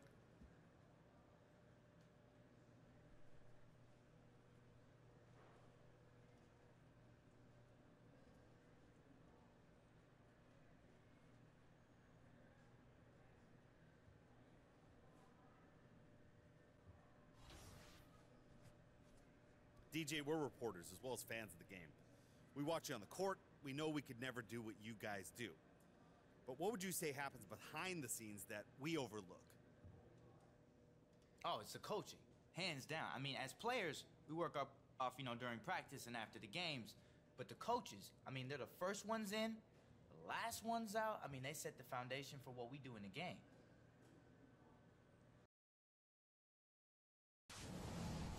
Right here. Who's the hardest player you played against? Who's the hardest player I played against? I had a hard time with a couple of people, you know. Charles Barkley was one because he could back you down. The 2K Sports pregame show. Good evening, everybody. Ernie Johnson here with Shaquille O'Neal and Kenny the Jet Smith. Great to have you with us on 2K Sports. The fans are filling the seats in Orlando, the site of our broadcast, and where the Magic will be going up against the Milwaukee Bucks. Well, for Milwaukee, the game tonight marks their second of 4 meetings they will play this.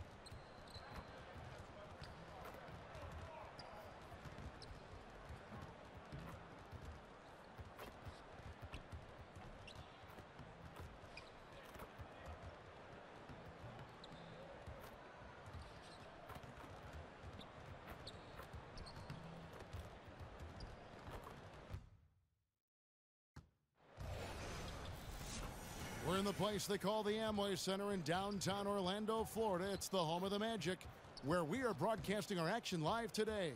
We've got an action-packed Saturday night of NBA action, and let's go straight up. Well, guys. Boy, that's fascinating stuff, DA. Thank you so much. What better way to learn from your mistakes? Brent, some incredible players have put on the jersey for the Bucks in their storied history. Do you have a favorite Bucks player who you always appreciated watching? Well, I'll name 3, Kevin. First, Jack Sikma. Second, Sidney Moncrief. And third, Terry Cummings. Those were some of the more incredible offensive teams during the 1980s that do not get enough credit. So the Bucks win the tip. Now the starting group for the Milwaukee Bucks. Parker is the 4 with Monroe in the middle. Brogdon and Middleton are the guard tandem, and it's Antetokounmpo in at the 3 spot. Pass to Monroe. Rebounded by Isaac. Milwaukee on D. They come in fresh off a win against the Heat. I tell you what, how efficient they were at scoring the basketball, especially for an away game, that was impressive. Yeah, it was almost robotic, Greg, in this one. They filtered out all the noise and came in razor-sharp precision on the offensive end. Antetokounmpo kicks to Monroe. Count it, good. The defense not doing anything there. Monroe is just a handful right now in the post. Here's Isaac. He's averaging a bit over 5 points a game. Orlando moving the ball around. And it's off from three-point range. And Milwaukee has possession. Last time they met was in Milwaukee. Yeah, terrific performance. Okay. Now, 2 areas where Giannis is improving is his poise and his awareness. That time he finds the open man. Special thanks to Under Armour for that sweet replay we just saw. Another unleash chaos moment. And that one, good. Yeah, he is sneaky at the rim, lays it in against heavy pressure. Here's Middleton, and a great assist by Antetokounmpo as that one goes in. Middleton's got his first basket. And a nice job here early of establishing an inside presence. And a foul called on the shot. Got him on the way up that time, so he'll shoot 2 right here. And you want to see that. Isaac getting deep post position. He loves putting the defense in a tough spot, always looking to get to the line. He's off on the second. For Milwaukee, they've gone 3 of 4 from the field to start out the game. And we watch Giannis out there. He just looked unstoppable, Greg, at times. The way he's able to attack the rim, the blend of size, speed, and length is just unparalleled in the NBA. And it's the movement that throws you off with Giannis.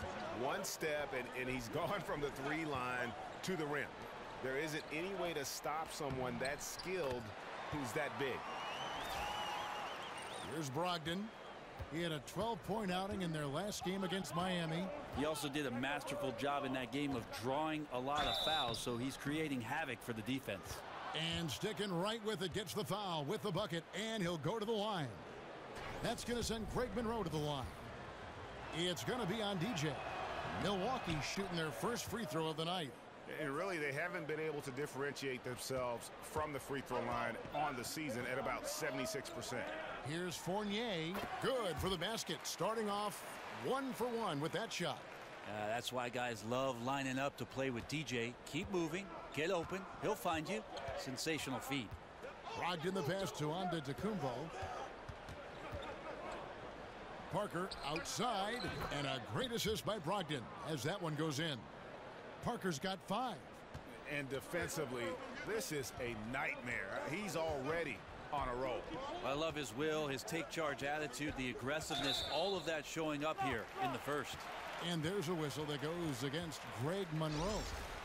That is his first foul of the game for the Magic. Vucevic checked in for Williams. Gordon comes in for Isaac, and Wells is subbed in for Fournier. The Bucks also changing it up. Thon Maker's checked in for Monroe. Tony Snell comes in for Chris Middleton. And it's Matthew Dellavedova in for Malcolm Brogdon. The Bucks have gone 5 of 7 today so far. Nice shooting to get this game underway. Dellavedova kicks to Antetokounmpo. Obviously some terrific on-ball defenders out there, but Brent, in your estimation, who are some of the best help defenders in the NBA now? A couple guys come to mind, Kevin, when you say help and they're actually there. Jay Crowder does a good job of recognizing, when the strong side gets broken down and he can come over and help. Certainly, Draymond Green does a great job of guarding just about anything for the Golden State Warriors. And then maybe you think about some big guys in the league. Timofey Mozgov in the right position most of the time. Hassan Whiteside for Miami. So they come in all shapes and sizes, Kev. The biggest thing they contribute is their communication skills on the backside. Payton dishes to DJ. Payton passes to DJ. Back to Payton. He feeds it to Vucevic.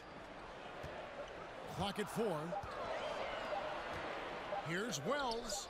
From out on the wing, he knocks it down. Wells has got his first bucket of the night. And Wells, man, he is tough to shake. Does a good job of not letting the D get to him when he's shooting.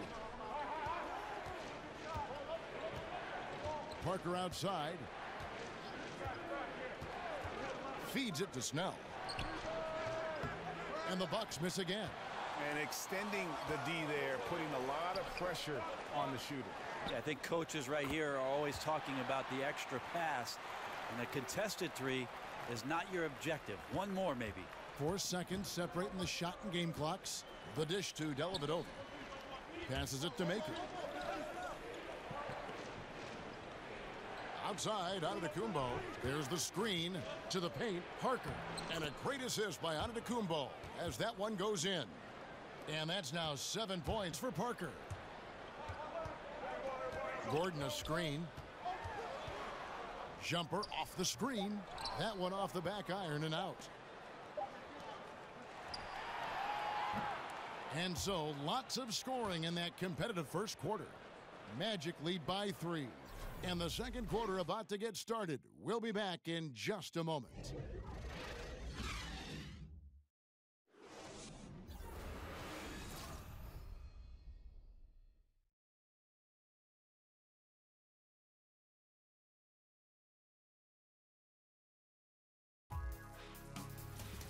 Who's got next? We're kicking off the All-Star festivities with a showcase of the best of the league's up-and-coming talent. It's the Rising Stars Challenge.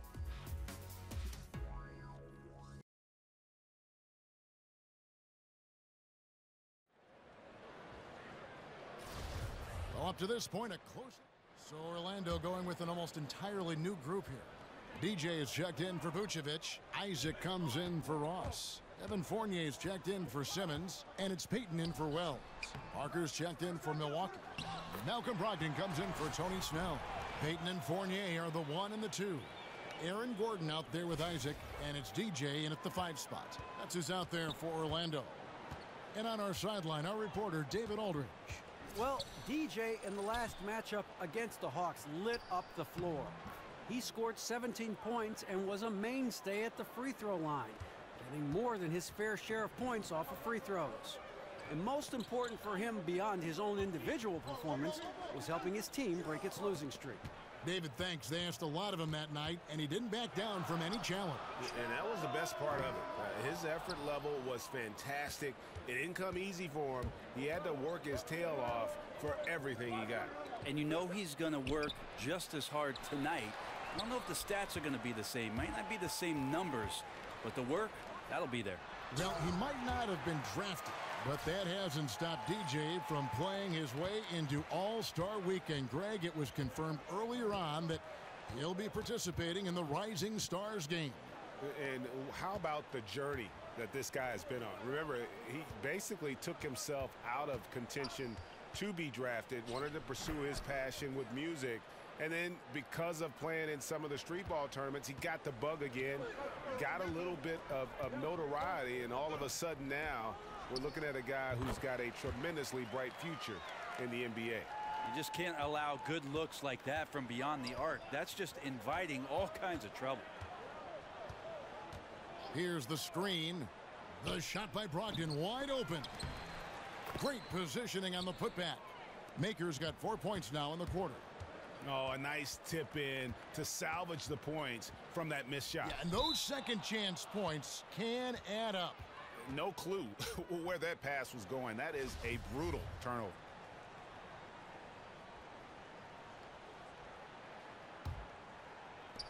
We've got 13 seconds left in the first half. Outside, Antetokounmpo. And a miss there with a chance to cut the lead to single digits. No good on the shot. And so it's Orlando. Their lead at 11 points to end the quarter. Their shooting has been the big key. Their percentage from the field so far has been terrific. And a chance now to send it over to David Aldridge, standing by courtside. David. Thanks, Kevin. Alongside Aaron Gordon. Aaron, you guys came out and played extremely. Thanks so much, David. And we'll step away briefly, but get you right back out here for the start of the third quarter after this break.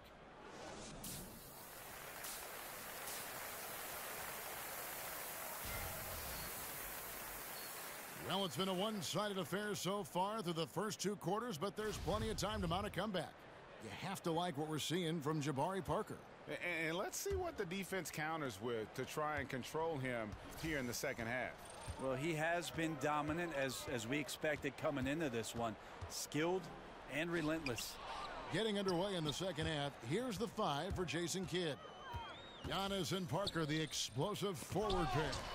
Brogdon and Middleton are the guard tandem, and it's Monroe in at the center position. Kicks it to DJ.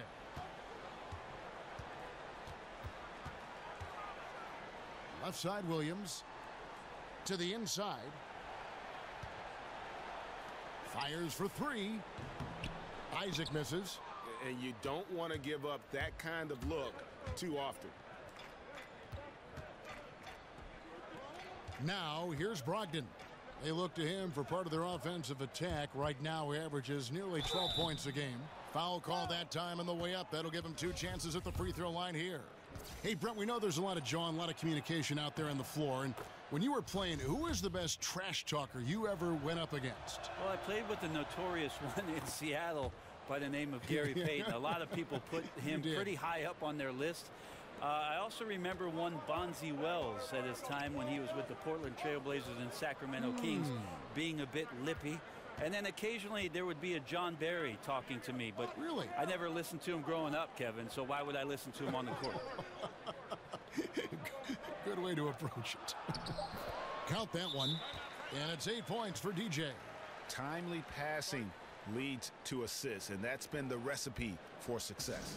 Now a timeout called by Milwaukee. And as the coaches go to the clipboard to outline their strategy during the timeout, the players getting a chance to rehydrate with some Gatorade. That's key to staying fresh all the way to the final whistle.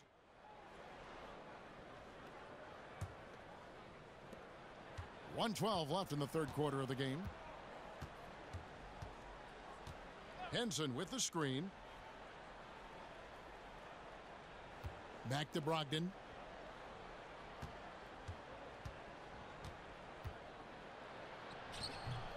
And too long on the shot. Not sure what the D was doing there. Clearly a breakdown. You can ill afford to give a guy like him that good a look. It's DJ atop the key. Fournier gets a wide open look. Hits the three-point bomb. Fournier's got 9. Terrific team play there. DJ sharing the ball and coming up with a very nice assist. To the middle. It's stolen by Vucevic. Expanding his range. And Evan Fournier, another 3. Fournier's got 6 points in the quarter. The tenacity, the attention to detail, it's why these guys are in complete control. It seems like they've been at it on both ends tonight. Tremendous all-around play from them. Has them up quite a bit here. Vucevic with the block. They retain possession. Snell from outside. Wells grabs the miss. And here is DJ. Misses in close. Wonderful defense, staying active around the rim and then really putting the shooter in a tough spot. And so it's the Orlando Magic taking a 19-point lead into the break. And with as many three-pointers as they've drained, it's easy to see why they're on the cusp of a blowout. And don't go away. We'll be right back.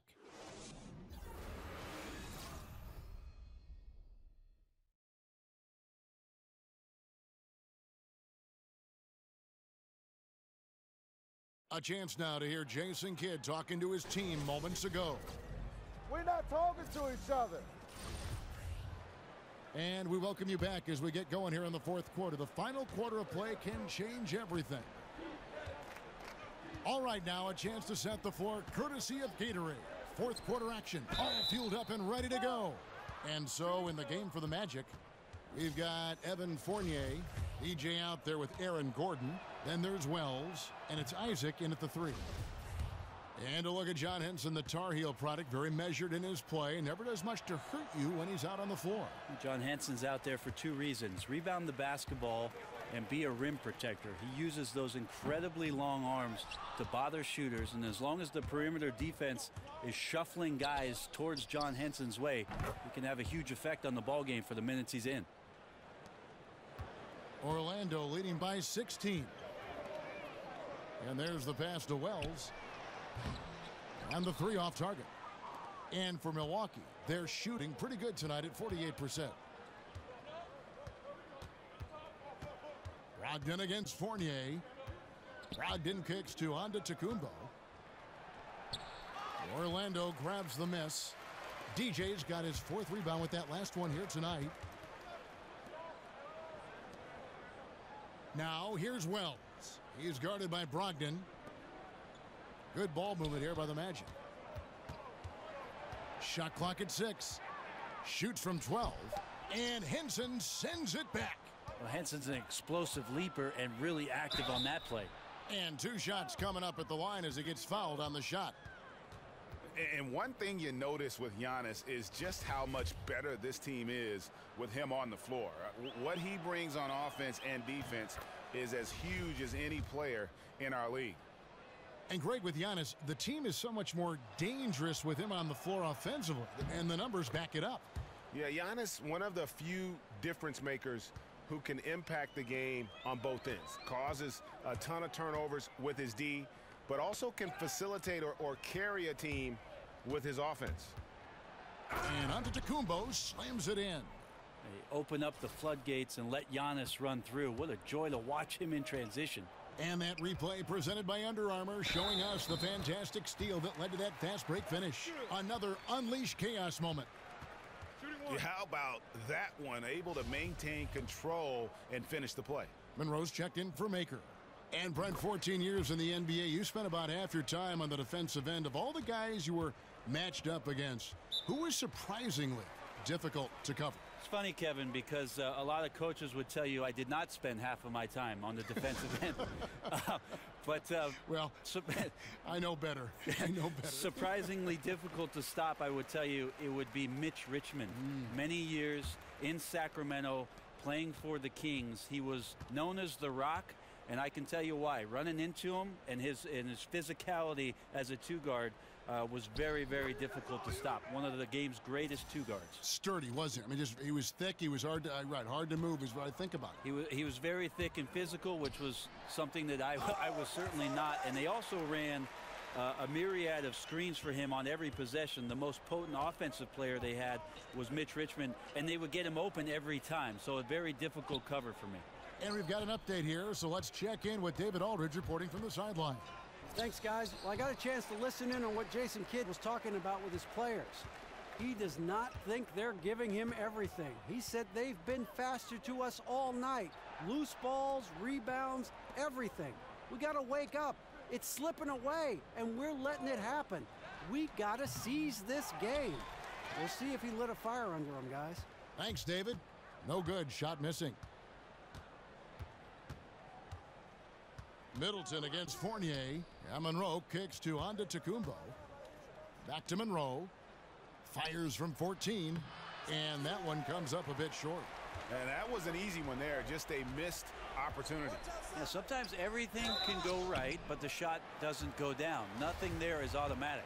Such an adjustment for young players drafted into the NBA, managing money, being accountable to your teammates, to the many things that tug and pull on you. Brent, can the league do anything more to help them through this sometimes uncomfortable process? I think the league does a great job, Kevin, of addressing these things, not only the NBA, but certainly the Players Association in terms of educating the players. To me, Kevin, as an ex-player, though, the biggest responsibility falls on the veteran players of that team to take a young player under their wing, to watch what it is that they're doing socially, and to make sure that they set them up for success off the court. And that mid-range spot is so sweet for him. Orlando leading by 14. The feed to DJ. Fournier passes to DJ. And he could not get that one to go. A lot of contact, and he'll go to the line for two. Hey, Brent, with the size and speed of NBA athletes, could we see the court widened out at some point, whether it's the lane or even the boundaries widen? That's a great question, Kevin. I often thought that the league should widen the court to the point where the 23-9 three-point line should be an exact semicircle. Is the same, yes. Which would extend the court another couple feet on each end and create more space, more driving opportunities, more room to watch the greatest athletes in the world do what they do best. That's run, jump, pass, and entertain us. So maybe the league looks at it. Right now, I don't think there's any plans for it, but it's a great question. Pass to Isaac. Back to Payton. Here's Isaac, covered by Monroe. Payton dishes to DJ. 52 seconds left here in the fourth quarter. Williams gets the bucket. And you can tell They're ready to start celebrating. A well-deserved victory here tonight. Yeah, you can see the fans. They've already started celebrating themselves. A gutty performance. Here's Antetokounmpo. Lays it up off the glass. Well, got to keep Giannis away from the glass as much as possible. He's superb at reading the shot from the weak side, finding an angle, and then stretching out to grab a board. Well, after an impressive first half, he's just not been able to get the room or get anything going here in the second. For three, Brogdon. Rebound by the Magic. Earlier in the game, they had a 19-point lead. And so the Magic can now just hold on to the ball. And he was camped in the lane there, and he gets the 3-second call.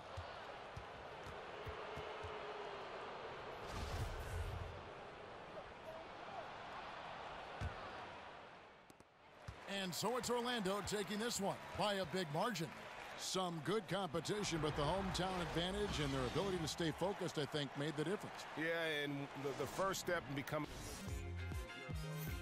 win at home, man. They really seem to revel in that opportunity, and this is what they came out to do. And that'll do it, folks. So for David Aldridge, Greg Anthony, Brent Barry, and the whole 2K Sports crew, this is Kevin Harlan thanking you for being with us. We'll see you next time.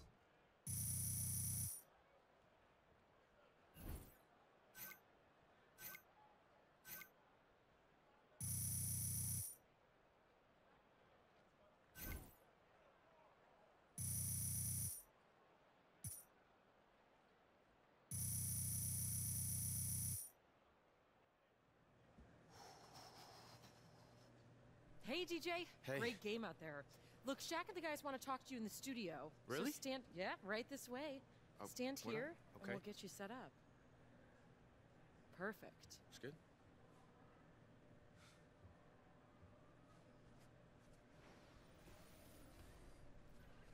The 2K Sports postgame show. And welcome back to the studio here on 2K Sports. Ernie Johnson with Shaquille O'Neal and Kenny the Jet Smith in a moment to speak with our postgame guest who's standing by on headset near the locker rooms. Hey, what's up? It's the Jet. You were dropping dimes left and right out there. Now, how were you able to rack up so many assists against their defense?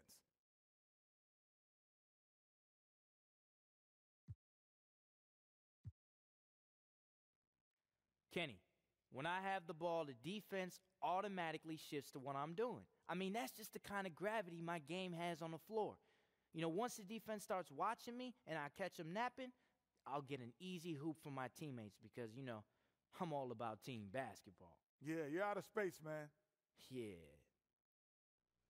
And folks, that's it for us. Thank you for tuning in. Always our pleasure, although sometimes it's yours as well.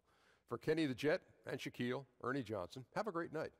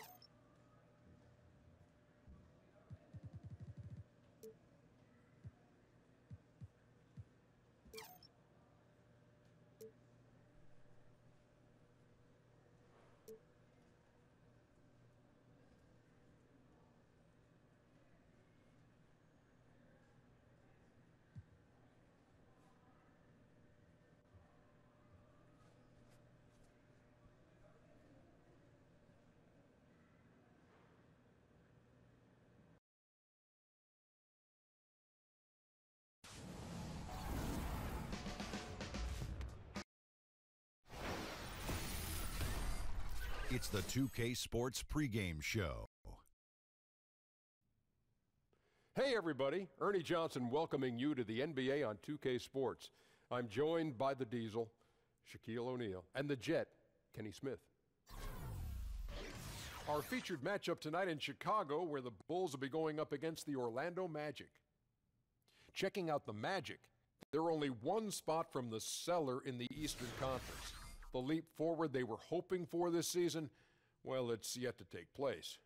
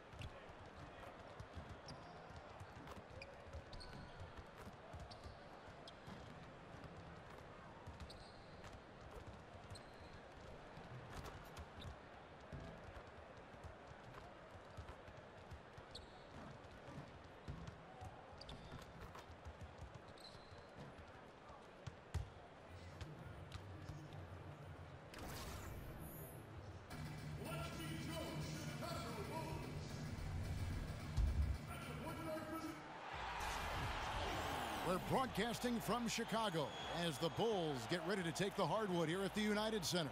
Hi, everyone. This is Kevin Harlan with Chris Webber and Greg Anthony, and our sideline reporter, David Aldridge. The Magic made a special trip here for one game back in Orlando for the next one. Try as they might, they've fallen behind the pack, but a chance here to reclaim some ground. It might be tough, but this is a team they're capable of beating. And right now for the Magic, there were fears they'd be one of the NBA's doormats this season. Those fears have turned out to be well-founded. Well, it's not really shocking, is it? Considering the makeup of the roster, they need a ton of help in many areas if they want to get better. A look at the Magic starting group. Payton and Fournier are the 1 and the 2. Williams is out there with Isaac, and it's DJ in at the 5 spot. And Chris, you played during an era against a team that many consider the greatest of all time, that 96 Chicago Bulls team with Jordan and Pippen and a great roster. Just thinking back to that team during that second three-peat, what was it like when you were going up against that Bulls team? It's so tough to play against that team. Jordan, arguably the best player that's ever, laced them up, and Pippen was so tough offensively and rebounding. Rodman as well on the boards, and then you had guys in a system that was, just really too much. It's hard to say. Of course, in my opinion, having played against them, they're the best team of all time. But Bill Russell once told me, ghosts can't play, so don't get caught up in comparing eras that you really can't prove it. So, yeah, of course, they're the best of all time to me, but it's fun watching these young kids play today. The Bulls have gone 1 of 3 from the field to start this one so far. There's the pick. Lopez a screen. The shot by Markkanen. Nobody around. Buries the long-range jumper. Markkanen's got his first bucket of the game, and he's on the board for 3. Now let's go to the sideline and catch up with our Hall of Famer, David Aldridge. Well, I had a chance to catch up with Fred Hoiberg. They're looking to break the tie in this season's series, and I asked him what he thought the biggest factor would be tonight. He said it always seems to come down to getting a stop. We have to get our hands up and contest shots. And if that doesn't work, our guys in the back have to block those shots. That's one of the ways they win games, Kevin. Back to you. David, thank you. Do you think that's the right approach, guys? I don't think it's ever wrong to focus on defense first. It sets a tone that can last for an entire game. Oh, and it could lead to some easy points too, Greg. I bet you that they turn a lot of turnovers into transition buckets today. Now here's Wade. He's coming off a 19-point game against Washington. Lopez a screen. Here's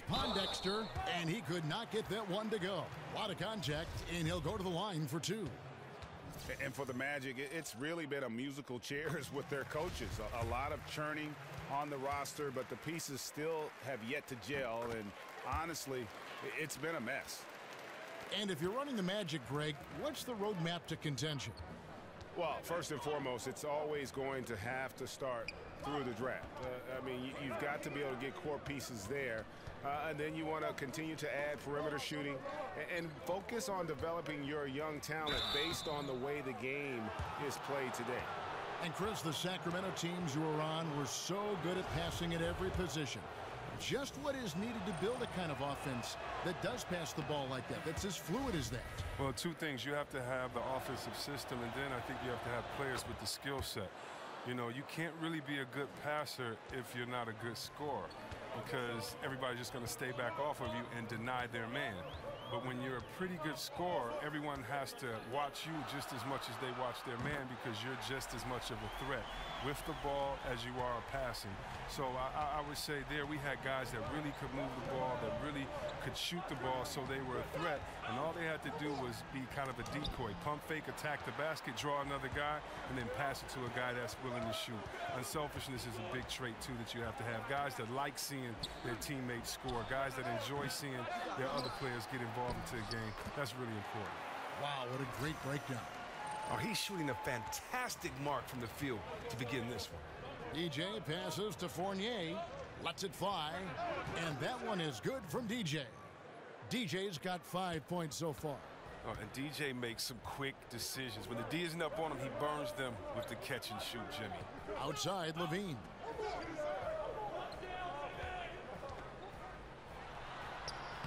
Off to a good start as he hits his first shot attempt. Well, no matter what, he's always going to be one of the most dangerous men on the court. Stolen by Levine. And here we go. Levine heading to the... Oh! Come on. Did you see that? Did you see that? And I don't know if there's anybody who can match Levine when it comes to the art of the dunk. He is a highlight reel waiting to happen. And that was Under Armour bringing you that replay. Unleash chaos. And what a play it was. Pass to Portis. Out to the right wing. Mirotic with it. Now guarded by Vucevic. Mirotic gets the bucket. They've wasted no time settling into their offense. The Magic trail by 8. DJ kicks to Vucevic. 9 feet out. And there's the foul on the shot. He'll go to the line for 2. And there's the call. Chicago the foul. And you look at the post-up bangers who don't block shots at a high level. More and more we're seeing teams relegate them to that 6-man role off the bench. It'll be interesting. Now about 3 minutes gone in this second quarter of basketball. On the court for Orlando, Payton and Fournier are the 1 and the 2. Aaron Gordon out there with Williams, and it's DJ in at the 5 down low. Greg, why is it, do you think, that teams want those more floor-bound, post-up big men like Vucevic coming off the bench? I think two things. First of all, their defensive shortcomings are less exposed playing against other reserves. Also, their ability to create offense on the block has more value with that second unit, because that group tends to have their struggles in terms of scoring the basketball. And let's catch up with our sideline reporter, David Aldridge. Well, DJ in the last matchup against the Bucks was a man possessed. He scored 14 points, and in addition to his scoring, he also finished with a season high in rebounds. A surprise attack from a guy who's typically viewed as a role player.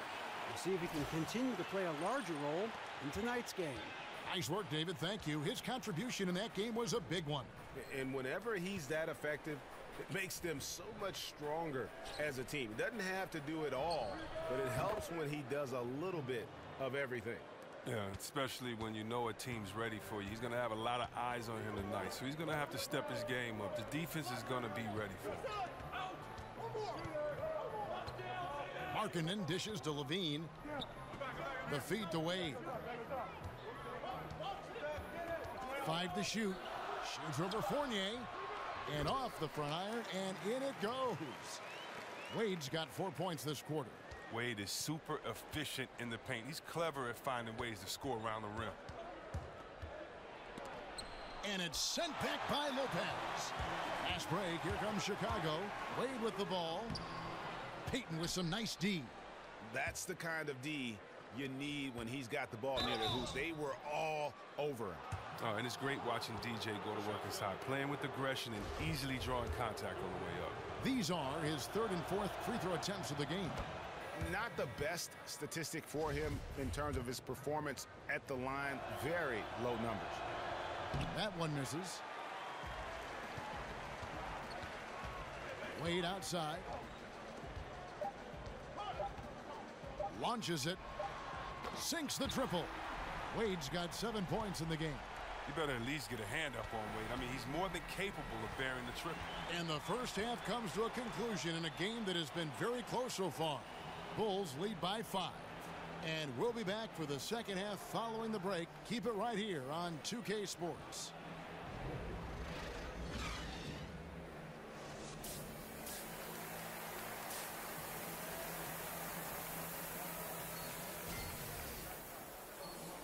Here we go now, the start of the third quarter, welcoming you back in a closely contested first half so far. You look at Zach LaVine, he's really been playing well. Yeah, so far they haven't found an answer for him. A scoring machine here in that first half. Oh, well, he's a tricky cover. He does a good job of sensing the defense, making the right move at the right time. Markkanen and Lopez are together down low. D-Wade out there with Grant, and it's Pondexter in at the 3 spot. So that's the 5 in the game for Chicago. Grant with the ball. Looking for his first basket still in this one. Pondexter no good. From 15 feet away, it doesn't go for him. Some solid defense from Grant. Chris, we all know you were a big Pistons fan growing up, and of course that means that you had plenty of chances to root against the Chicago Bulls. When you go back and you think about when you were young, was there one Bulls player that you loved to hate, so to speak? You know, a little secret, I always cheered for Detroit, but I never hated the Bulls. Isaiah and Jordan were my favorite players. That's a little bit of a cop-out along with Magic, Bird, Dominique. But no. I really loved Artis Gilmore as well coming before. But no, I really can't say I had a player on the Bulls that I didn't really like. And look, the D has to be talking out there. They can't make threes that easy for them. Wade kicks to Markkanen. Screened by Grant. Markkanen passes to Pondexter. With some arc, and that one drops. And the Bulls lead by 6. And there's a pattern starting to take shape here. They're working it inside and getting good shots from close range. And he gets the bucket. That's 10 points for DJ. You can't let DJ get comfortable down on the block. He's superb at reading the defense and cashing in deep inside. And the first time out of the game called for Chicago. Defeated by the Wizards in their last game, they'll try to put that one behind them. Man, that was a stinker. I mean, that's one of those games where you really can't find anything that they did well. The game just got out of hand and really just a shaky performance across the board. And they tried to adjust, but every play they ran got countered by a better one. Catching up on the changes for Chicago. Felicio's checked in for Lopez. Bobby Portis comes in for Markkanen. And Mirotic subbed in for Quincy Pondexter. Knocks down the 3 ball. I like the awareness on the court from Wade. He's excellent at scanning the floor to set up the open teammate. It's stolen. Not quite 2.5 minutes played here in the second half. Grant kicks to Felicio. Well, we talk so much about what it's like on the floor, Chris, but I wonder what it was like off the floor when you were on the bench watching the team play and what was going through your head and mind. What did you and your teammates talk about as you were on the bench taking a rest and watching the game go on? It depends on which game. You know, if you're in L.A. and you see, Eddie Murphy and Rihanna walk in, you're going to say, hey, look at Beyonce and Jay over there. Or, if you're watching a great play and you see a guy dunk on your teammate, you're not going to get too excited, but you're going to whisper to your teammate, man, did you see that? That's crazy. Or, you're pumping up guys because they've been working so hard in practice, and it's a guy who's getting his first time to kind of get in and get a good run. So you're cheering him on. And so being on the bench, you know, it's a lot of fun. You have to stay focused and ready to re-enter the game. But part of that job on the bench is to keep the energy of the bench, and that's to keep guys encouraged, to be loose, to have fun. And so it's a lot of fun being on the bench. And more fun when you're winning than losing, but a lot of fun being on the bench encouraging guys. Time called here. The Magic decide to talk it over. They put up a nice win against the Bucks the last time out. And once they establish that flow offensively,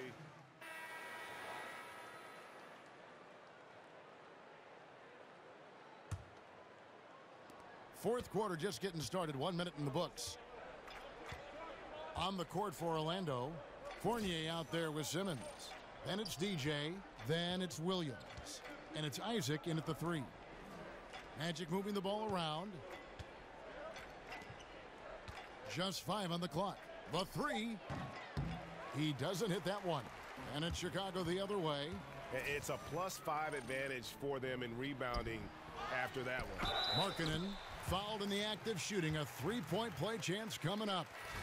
Markkanen absorbing the contact. He's really good at staying with his shot through that contact. Elfrid Payton, he's checked in for Orlando. And you look at the level of talent in the NBA now, some great players. But we've heard others say the league is watered down. How do you view that statement? Well, I don't think you can compare eras. I think it's great to argue and have fun with them and debate them, but, you know, very sincerely, unless someone can play against each other, it's just a wasted argument. There's different eras, there's different rules. Think about how many threes Larry Bird shot per game. 1.5, 2. What if he could let it fly 10 times a game? We'd be talking about a different player there. So I think times, eras, the physical play of the 80s, of the 90s, I just know that players will handle it differently. Hand checking, the way that we call flagrant 1 fouls. It's a different league, and so I just choose to celebrate the players that we have now. They're the evolution in my mind. They're kind of the culmination of all the players that have come before them. So I just enjoy the game the way it is now. Pass to Isaac. Lets it go from deep. Good on the triple. Yeah, they're relying on their three-point shooting and getting pretty good results. Chicago leading by 17. Grant kicks to Lopez. It's tipped. DJ is solid at knowing when to leap up for the block shots. Got to be careful with shooting when he's around. Williams. He hangs in there and cashes in on the second chance points. Just in a perfect position to grab that rebound and then get the putback. Just over 2.5 minutes played now here in the final quarter of regulation. Grant dishes to Levine. Cans the 12-footer. Levine's got 4 this quarter. Oh, great awareness. No reason to take it inside there against the taller man. Well, he created a little separation from that mid-range. Just a good shot for him in that situation. Payton passes to DJ. To the paint. Lopez with the steal. 1:51 left to play in the final quarter. Markkanen sets the pick for Grant. The dish to Levine. Shoots over Fournier, and so he earns a trip to the line. Official saw the contact, and he'll shoot 2. And one of the pieces of the Jimmy Butler trade this offseason, Zach LaVine finds himself as a prime building block for a rebuilding team. The Bulls see him as a star of the future. And rightfully so, even given the fact that he's recovering from the ACL surgery. LaVine is young and can grow his game with the team. Hard to get fair value for a player of Butler's ability, but LaVine is a great place to start. And as we head to the final buzzer here, a crushing blowout, big-time dominance, and this will go in the record books as a gaudy win for the Bulls. They enjoyed a big boost from the strong play of their bench. The subs came in and did their job. Those points off the bench were key to their victory. And so the hard work and effort paying off tonight, putting another win in the books. That'll be win number 27. And they've put themselves into the driver's seat in regards to the season series with this team. Tonight's win will give them a 2-1 edge with only 1 left to play. And you know, when you look at the huge impact he had, just a monster game for Zach LaVine. He was doing everything right, and the points came in bunches. Definitely had the hot hand. Well, they're really making a point of keeping the ball moving around. That's the key. The D can't focus on one player, and no matter what anybody tells you, that ball will always move quicker than the defender. Now, you got to do more than that to stop DJ. He's too strong, refuses to be tied down on the way up. Lopez a screen. On the wing, Levine. Shoots over Fournier, and it's Levine that time on the assist by Grant. I'll tell you what, the energy in this arena, you can feel it. Well, a well-earned victory, feeding off the energy of this hometown crowd really all night. Now, flying high and throwing it down with the one-hander. One of his favorite moves right there, guys.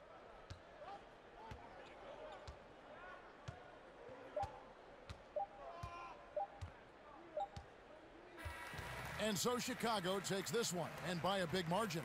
This game may not have been the most exciting we've ever seen, but you have to appreciate just what a clinical performance they put on. I know their fans appreciate it. We saw at times just stretches of excellent defense. Potency from an offensive standpoint as well. They were pretty much dominant. Thank you for joining us. That'll do it for now. For David Aldridge, Greg Anthony, and Chris Webber, this is Kevin Harlan thanking you for watching the NBA on 2K Sports. So long and good night, everyone.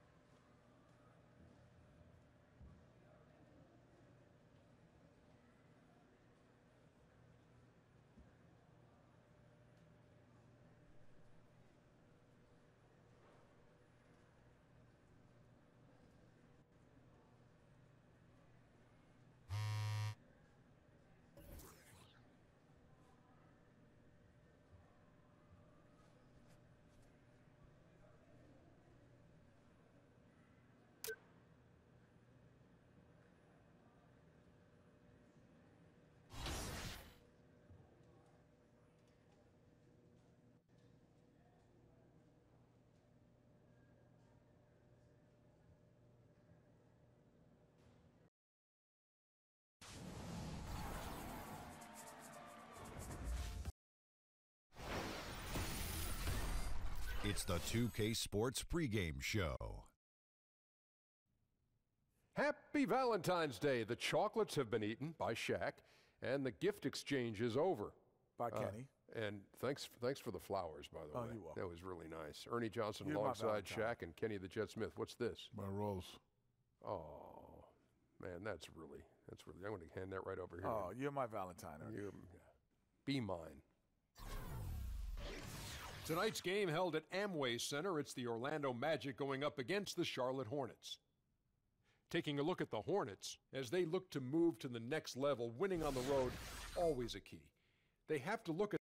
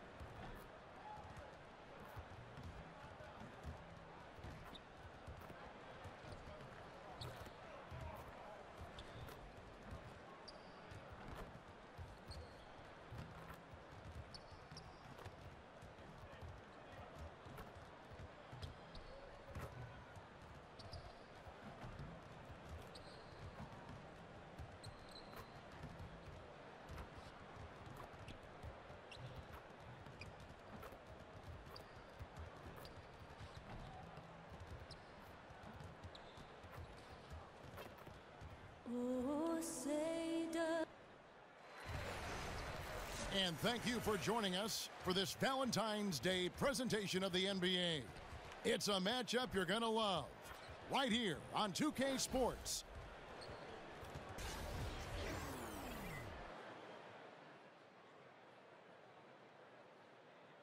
Here we go. Tip-off goes to Charlotte. So let's take a look at the Charlotte starting lineup. Walker and Monk are the guard tandem. Kaminsky out there with Marvin Williams, and it's Batum in at the small forward. The shot by Monk is no good. Charlotte on D, outplayed in the previous game on their schedule, losing to the Raptors. Yeah, they gave up in that one. The defense constantly breaking down way too many times.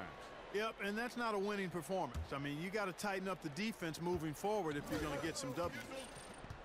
And maybe not as highly touted as some other guards that went before him, but Malik Monk can be scary on the floor. He can get hot like no other, and once he's dialed in, the points just seem to flow.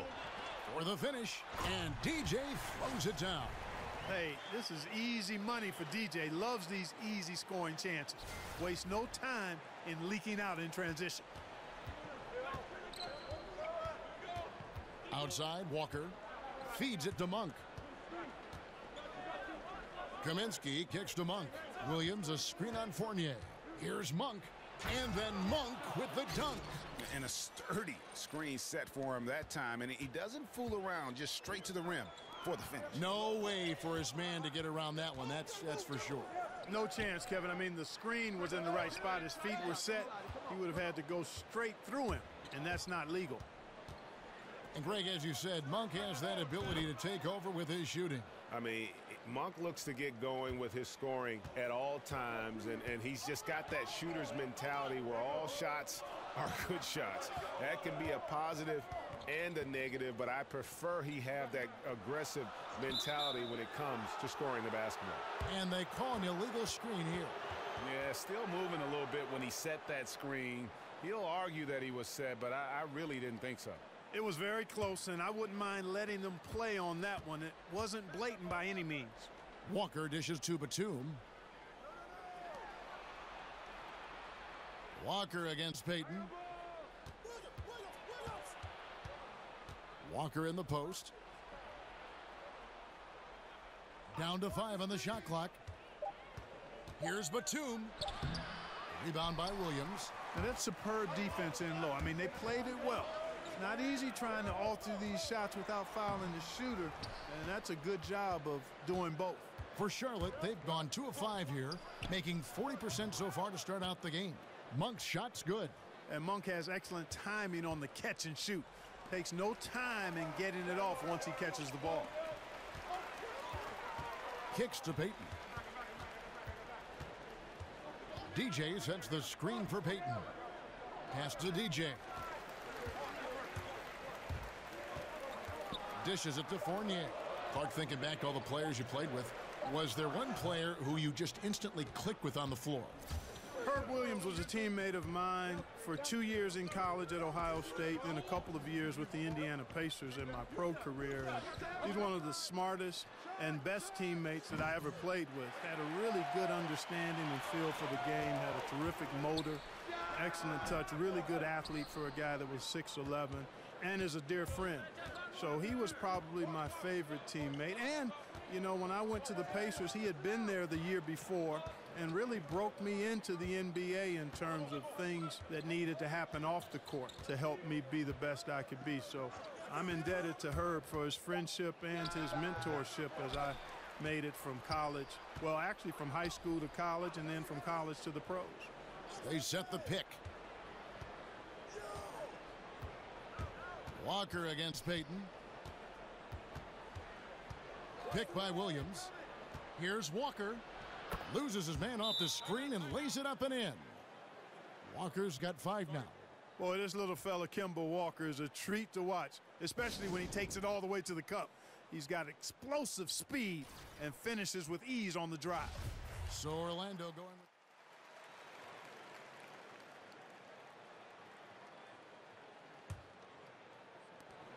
Charlotte leading by 4 on the court for the Hornets. Batum and Kid Gilchrist, the rangy wings. Down low, it's Kaminsky and Zeller. And it's Walker in at point guard. Zeller passes to Batum. Now the feed to Kaminsky. From down in the low post, it goes.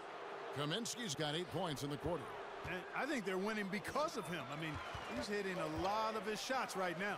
On the sideline, let's catch up with Hall of Famer David Aldridge. Well, DJ in the last matchup against the Bulls delivered a big performance.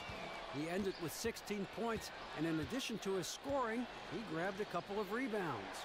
He performed really well, and I could see his role expanding if he continues to make that kind of impact, Kevin. Nice work, David. Thank you. His contribution in that game was a big one. And whenever he's that effective, it makes them so much stronger as a team. It doesn't have to do it all, but it helps when he does a little bit of everything. Yeah, I'm with you there, Greg, and that's what he'll be trying to do again tonight, in my opinion. Maybe not go out there and dominate, but put his stamp on as many different areas of this game as he can. Here's Walker. Outside Kid Gilchrist. And it's Orlando with the rebound. Outplayed in the previous game on their schedule, losing to Chicago. Yeah, we saw no matter what they tried offensively, the opponent just had the answer. Yep, they sure did. Seemed like they had them completely figured out, hammered them with their aggressive defense throughout the game. For so long, the Hornets have been one of the most disciplined teams, Greg, in the NBA. Yeah, you look at how this team takes care of the ball, and from the first guy to the last, it says something about how much pride they take in that. Minimizing turnovers goes a long way in terms of winning games. It's been a part of the basketball culture with the Hornets for quite some time. Williams, that's good. Love the unselfishness of Monk there. I mean, love seeing him find the open man. Now, here's DJ. Defense is right there. And Fournier kicks to DJ. Here's Isaac. Offensive rebound. Here's Williams. Misses the layup. He had him with that pump fake. And here's Charlotte. They're on an 18-7 run. Monk dishes to Walker to the right side. Here's Zeller. So he gets the whistle. Contact on the way up and 2 shots coming up. And Orlando coach Frank Vogel, an assistant coach and advanced scout for about a decade before his first head job with the Pacers, did a terrific job. He helped turn the Pacers into a powerhouse. And the Pacers made the playoffs 5 out of 6 seasons under Coach Vogel. A conference best 56 wins in 2014. Yeah, and I was there during some of those wonderful runs. And for many, it was a surprise to see the Pacers look in a different direction. But it is the nature of the business for head coaches, and the former general manager, president with the Pacers, felt like it was just time for a change. So Frank Vogel's in Orlando, has some talented pieces, and now it's just about trying to make those pieces fit. And with the offense getting right to the rim, at least they saved the layup. Old school D right there, just telling them no easy layups. It's as simple as that. And that's what you expect from them. And getting to the line and hitting your free throws, a good way to get back into the game. It stops the clock and extends the game and allows you the opportunity to set your defense. They've been perfect from the line so far here in the second quarter. Walker the pass to Zeller. Lets it go from the wing. And the Hornets miss again. The defense has to be better. I mean, they were fortunate that he missed that mid-range jumper. It certainly wasn't because of the defense. Payton outside. Down low, 11 feet away. It's rebounded by Charlotte. Batum's got 3 rebounds so far in the game. Obviously, I mean, it would go a long way if he's making his shots. Right now, they're behind, and they certainly could use his help. And here's Walker outside. And Williams is right there. Williams has got 5 points now in the quarter. Oh, a nice tip in to salvage the points from that missed shot. Yeah, and those second chance points can add up. And if you're the defensive team, it just kills you to give up baskets like that. And Fournier kicks to DJ. Another miss by Orlando. And so we conclude the first half. Hornets lead by 6. It's time now to go courtside as we send you over to David Aldridge from the sideline. David, take it away. Kevin, thank you. Here with Elfrid Payton. Alfred, what's the game plan defensively in the second half? We got to continue to stay home on shooters. They hit a lot. Thank you, David, and we'll be back after halftime as the third quarter gets underway.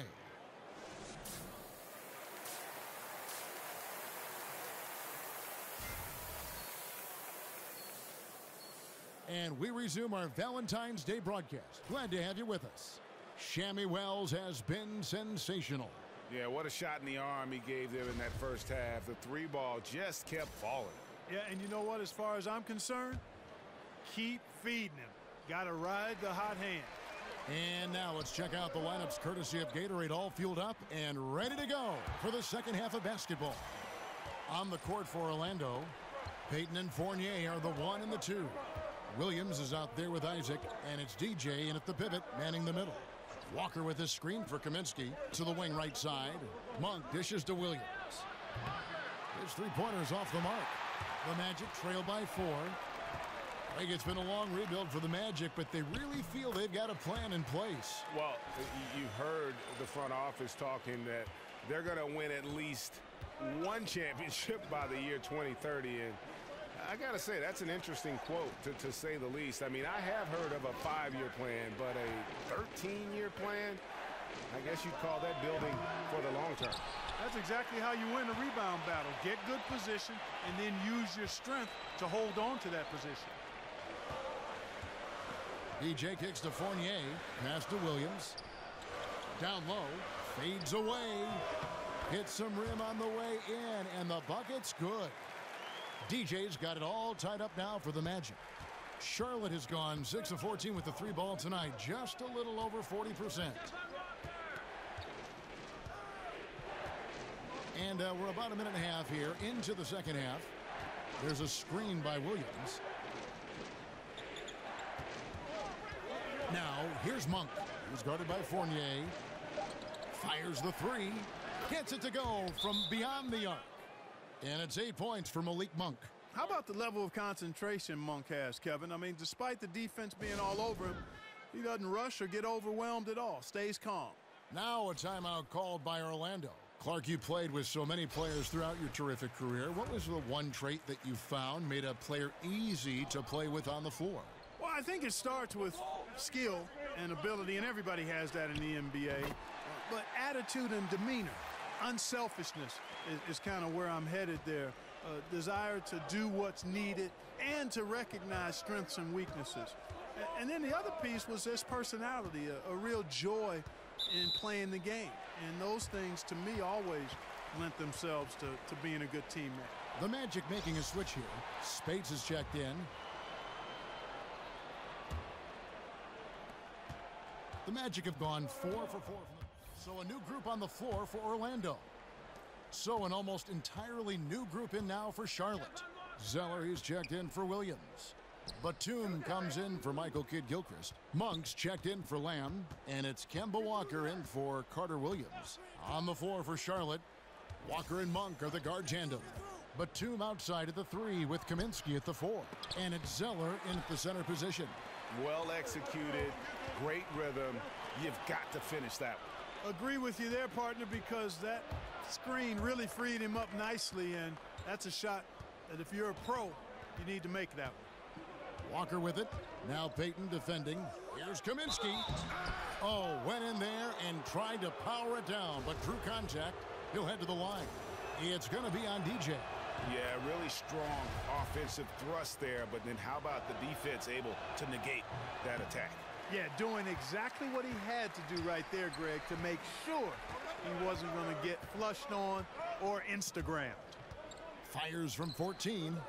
Rebound, Kemba Walker. Hornets trail by 4. And he's fouled pretty hard on that shot, but he's got the chance to pick up the points at the line. And just so frustrating for a team when you collectively go cold at the line. And that's happened to them here in the second half. Tell you what, Walker is an exceptional scorer. I mean, a clever guard who wreaks havoc with his quickness and ball skills. And the Hornets making a change here. Williams is checked in.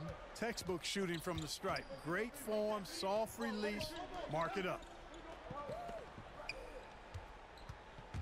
DJ with it. Kaminsky's there. Second shot opportunity, and it's DJ missing.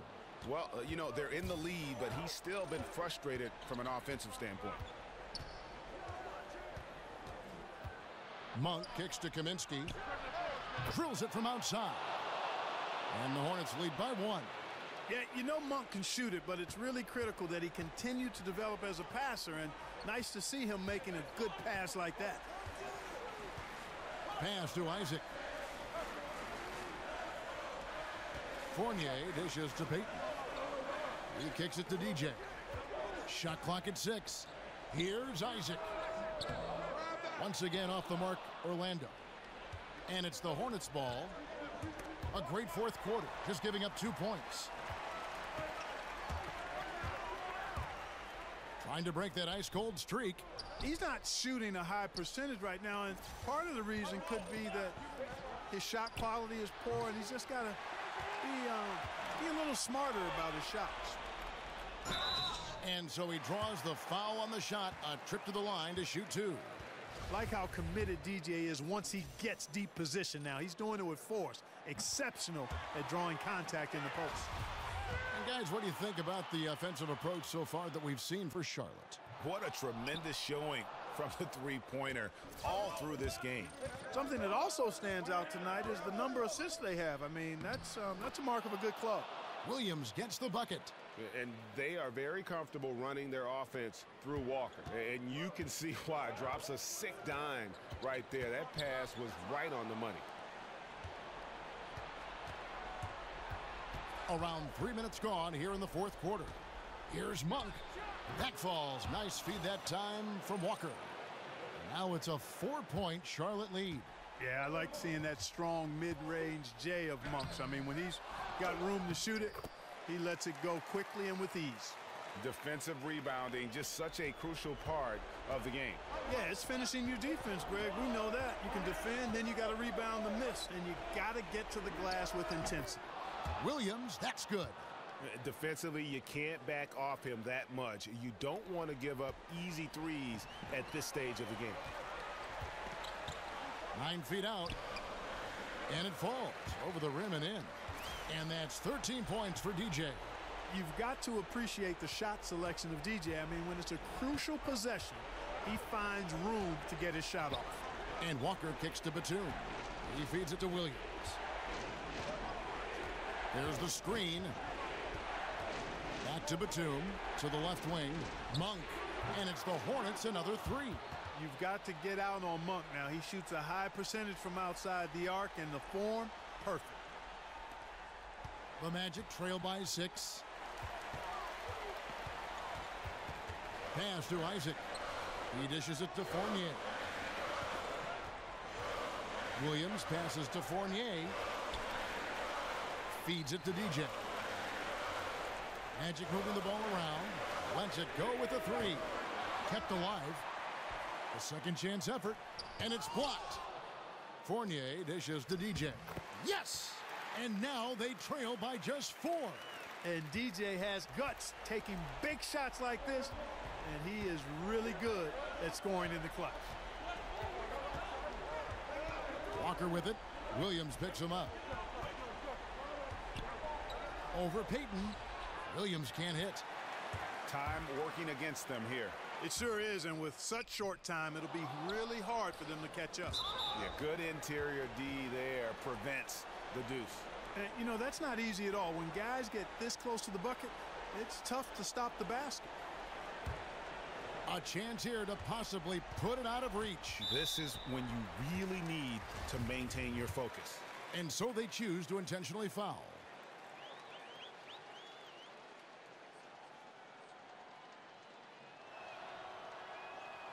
He gets the first, and that puts them up by 5. The energy that Monk brings, I love it. I mean, when he's out on the floor, he's giving you everything he has. And he just garnered a little bit more insurance there. Very confident as he's able to go up and knock those down. Time called here. The Magic decide to talk it over. They're behind by 6. There's 21 seconds left in the fourth quarter. What's your take, guys? And they still got a little time to play with, so a 3 and a quick foul could make things interesting. Yeah, but they need some help. They're going to need some help any way you look at it. I mean, they're hoping for some missed free throws at the other end. The Magic again can't hit, and now they decide to foul intentionally. You have to foul, but I'm sure they would have liked to foul someone different. Yeah, but Greg, they didn't really have another option. I mean, I thought they did a nice job getting it in his hands and making sure he was the guy who'd go to the line. Now a timeout called by Orlando. They're down by 7. 15 seconds left in the fourth quarter of this one. What do you think, guys? And this is what happens when you dig yourself a hole. It's hard to climb out of. Well, to me, they look emotionally spent. Spates kicks to Ross. Outside for Simmons. There's the triple. Cans the three. And that's where Ross has been most efficient. Raining it off the catch. Love it. And now they foul and stop the clock. That's right. No other option but to foul and hope for some misses. Yeah, they have to extend the game. I mean, plain and simple. Use every second you can on the clock here. So the first one drops, and that puts them up by 5.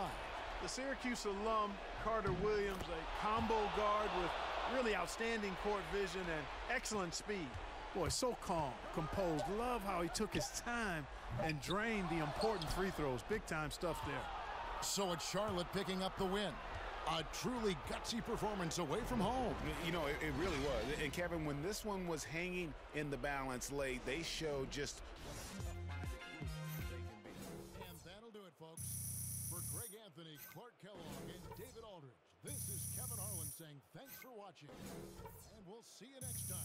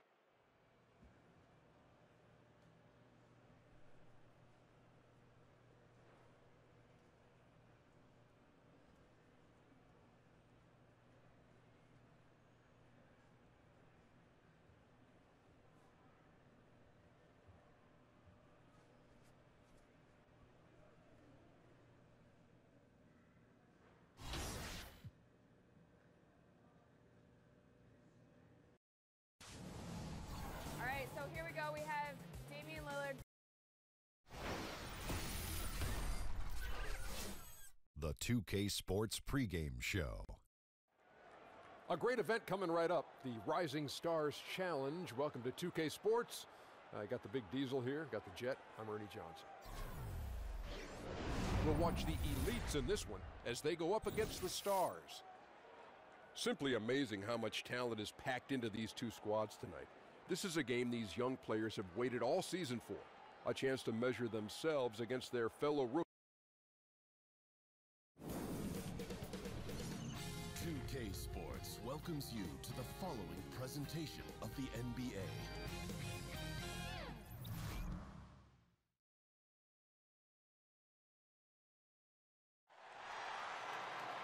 Hi, everyone. Thanks for joining us for the NBA Rising Stars Challenge. Get ready for some thrilling end-to-end action as the best first and second-year players in the NBA do battle on the hardwood.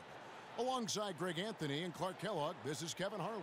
And, Kevin, you talked about some thrills being in store for us tonight. These young guys are all capable of making a spectacular play at any given time, and I got a feeling we'll see plenty of them here tonight. Absolutely. Well, without question. I mean, if this game has taught us anything over the last few years, over the years in general, it's there isn't a highlight reel big enough to capture all of the incredible high-flying action. Now a look at the Stars starting lineup. Fultz is out there with ball. Then there's Ben Simmons. Then it's Dario Saric, and it's DJ in at the pivot spot, manning the middle. And it's just something about the Rising Stars Challenge. It gives each of these young players a chance to really do something special on a national stage, maybe for the first time in their professional career. Ball. And he drops in the layup off the glass. And there's no question he was going to be playing in this game, because as far as a first or second year player goes, he's about as impactful as any in the league. That's exactly right. I mean, he's quickly become one of his team's most important players. For most guys, that can take years, but it's happened really fast for him. Here's Tatum following the basket by Lonzo Ball. There's a screen by Chris. Smith kicks to Chris. The shot, no good. And it's the Stars the other way. You brought up the big stage these young guys are on tonight. For so many of the fans, Greg, who are still, just getting familiar with these players, it really is a great welcome to the NBA moment. It really is a showcase. And for each player, whether they have great moments or not, just being chosen to participate is a huge honor. And it says a lot about where they stand amongst their peers.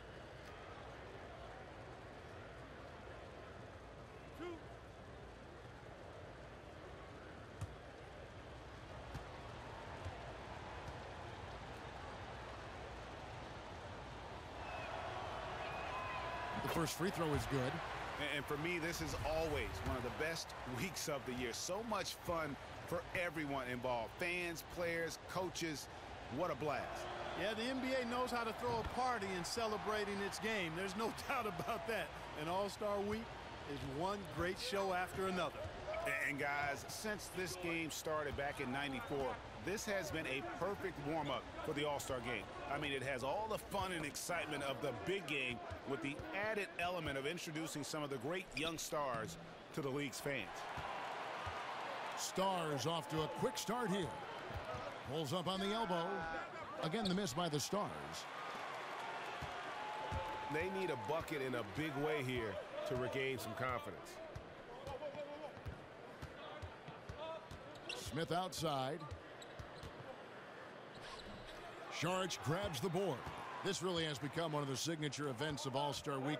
And I know you love it, Greg. It gets everyone into the mood for all the festivities that are soon to come. Yeah, it does. I mean, it's such a great way for these young players to show off some of the fancy moves that they wouldn't even dare to attempt in a regular season game. And Embiid gets it to go. And boy, did they need that one. Their first make in the 5 field goal attempts they've had. Volts kicks to DJ. Sharch dishes to DJ. Offensive rebound and slam dunk by Sharch. And great effort on the boards, and what a mean that was, Kev. I mean, you just will not see him ever quit on a play. That guy is a handful. You've got to have a body on him, Clark, at all times. And you know what? Sometimes that's not even enough. He'll go around, over, or through you to get to the pumper. No coverage that time. Tatum's got his first bucket of the game, and he's on the board for 3. We're about 3 minutes into this first quarter. Lets a floater go, and the rejection by Embiid. Smith kicks to Embiid. There's a screen by Chris. Smith outside. There's a screen by Chris. Just 5 to shoot. Here's Tatum. And the shot falls short this time. And that's the shot you want to create. They just can't get it to fall. That's what I call an everything but. Good execution, just didn't knock it down. But you're right, they're happy with that shot. Well, I'll tell you what, he's going to buy himself a ticket to the bench. If he keeps shooting it like that, he has been putrid here this quarter.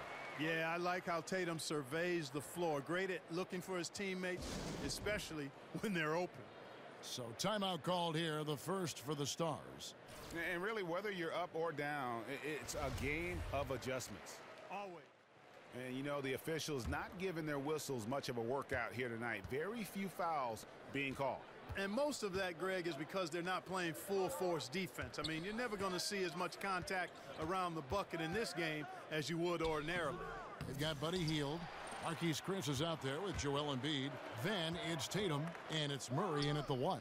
That's the group on the game right now for the elites. No excuses, no explanations. I mean, got to sink that J from mid-range. Defense wasn't even paying attention to him. Come on, man. And really a good defensive effort there to protect the rim, but the positioning just too good. Got to deny him the ball before he gets to that spot. Tatum kicks to Hield. There's a screen by Chris. Here's the teardrop. And count it. He'll head to the line with a chance to make it 3. And it's all about the release when you shoot the floater. And guys, what do you think about the offensive approach we've seen so far for the elites? Boy, the three-point shot has really been dropping for him early on. Yeah, they're showing some muscle also in the first half as well, and getting a lot of their points in the paint. Really like the balance they've shown. DJ kicks to Ball. Out to the right wing. Second quarter of play with almost 3 minutes gone. And it's DJ missing. I mean, his field goal percentage isn't good. He's not helping his team out there shooting this poorly. Here's Tatum. Rebound the Stars. You almost have to assume he's going to knock those down when he is that open. Passes it to DJ. Outside, Simmons. And it's DJ missing. And it's the Elites ball. They're on a 12-4 run right now. Tatum passes to Murray. There's a screen by Chris. It's blocked. Excellent timing that time from Fultz. And I like the edge that he plays defense with. That's impressive for a young guy. The Stars trail by 7. Trying to break that ice-cold streak. And it's DJ missing. Not really his best quarter as far as scoring. Let's see if he can eventually get back on track. Murray dishes to Embiid. And here is Tatum. Embiid the screen. Tatum with it. Out guarded by Simmons. And there's the bucket from Tatum. You know, once he works on a consistent 3-ball and puts that in his toolkit, I think he'll be hard to guard. I like the fact that he's trying to expand his game. And Embiid with the block. A good board there, Kevin, but overall they're getting slightly out-rebounded. And that's a good place to start if you're going to try to find your way back into this game. Get to work on the glass. Tatum kicks to Murray. Embiid sets the pick for Murray. Shot off the screen. Simmons pulls it in. The Stars trail by 10. Some tough offensive sets. They want to turn it around. Yeah, right now you just need a bucket to get some momentum. The struggles just continue this quarter. They can ill afford to have this many empty possessions. Feeds to DJ. Back to Simmons. Ball, the pass to DJ. He dishes it to Ball. Over Hield. The 17-footer goes down. Ball's got his second basket of the night. And we've documented it. Ball has a hitch in his giddy-up on that shot. But it works. I mean, it's all about release and follow-through and confidence and repetition. And if he has room, then he'll make you pay. And so we conclude the first half. Elites ahead as they end the second quarter with a huge surge, an 18-6 run. We'll see you back here after the break for third quarter basketball.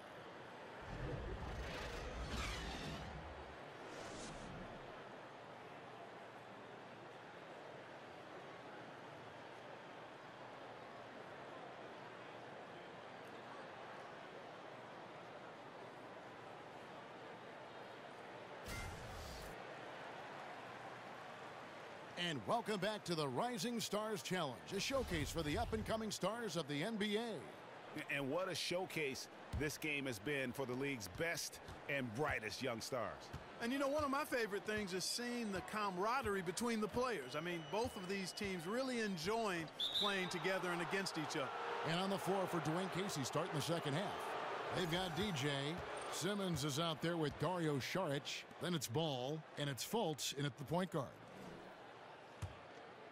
The Stars trail by 11. And not as many turnovers as we often get in this game. So good to see both teams taking care of the ball. Yeah, it really is. I mean, surprisingly, very well controlled for the most part. Sometimes things get a little wild out there, but not so here. Smith outside. Pass to Tatum. Here's Embiid.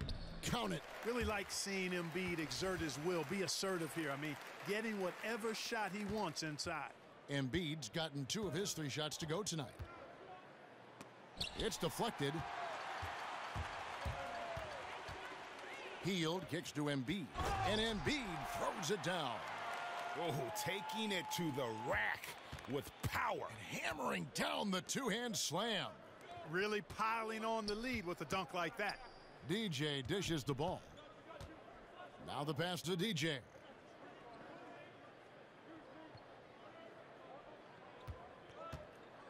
Inside, Sharch passes to DJ. And count it. He'll head to the line with a chance to make it 3. And we haven't seen very much of him in the regular season yet. But there's no question he's got a very bright future ahead of him. I agree with all of that. Even with limited playing time, his talent has been evident. And that talent is strong enough to have earned him a spot in this game. And that says a lot considering he doesn't play a bunch for his team. Here's what the Elites have going on right now. Hernan Gomez is checked in for Joel Embiid. Markkanen comes in for Marquise Chris. And Alex Abrinas subbed in for Hield. Here's Abrinas. He's covered by Bogdanovich. From downtown, Collins grabs the miss. The Stars trail by 10. And Bogdanovich kicks to DJ. Back to Bogdanovich. Pass to Delaney. He feeds it to DJ. Outside Bogdanovich. The Stars need to get off a shot. It's good. And it's 9 points for DJ. Well, he's certainly seen his share of the ball tonight. I would say maybe more than his fair share.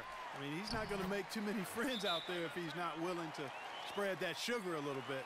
He does not play the score. I mean, he's going to continue to work his tail off on the glass and make plays just like that. And plays like that have really taken the energy out of those defenders. I mean, you can bet he's going to continue to keep pushing in that area. Akers checked in for Tatum.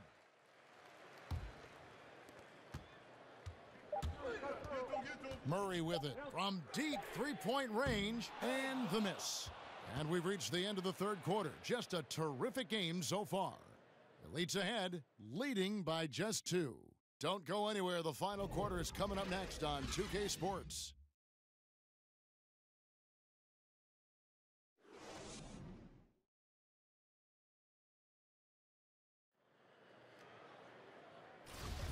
Welcome back, everyone, to the Rising Stars Challenge, where the NBA's youngest, brightest stars take the stage. And it's not hard to tell just how much fun these young guys are having out there tonight. That's exactly right, and the same goes for the fans. I mean, they're having a blast, too. What a terrific event this has been. We've got Chris. Hield is out there with Murray. Then there's Embiid, and it's Tatum in at the 3 slot. That's the group on the game right now for the Elites. Shot by Hield, nobody around. A 3-pointer off the mark. And they had some botched coverage that turned into no coverage. No one near fault as he lets it go. The shot by Sharch, no good. And you know what? Defensively, both teams have picked it up as we've gotten a little deeper into this game. A little more competitive fire and intensity being shown out there now. And the foul called on DJ. That is his first foul of the game.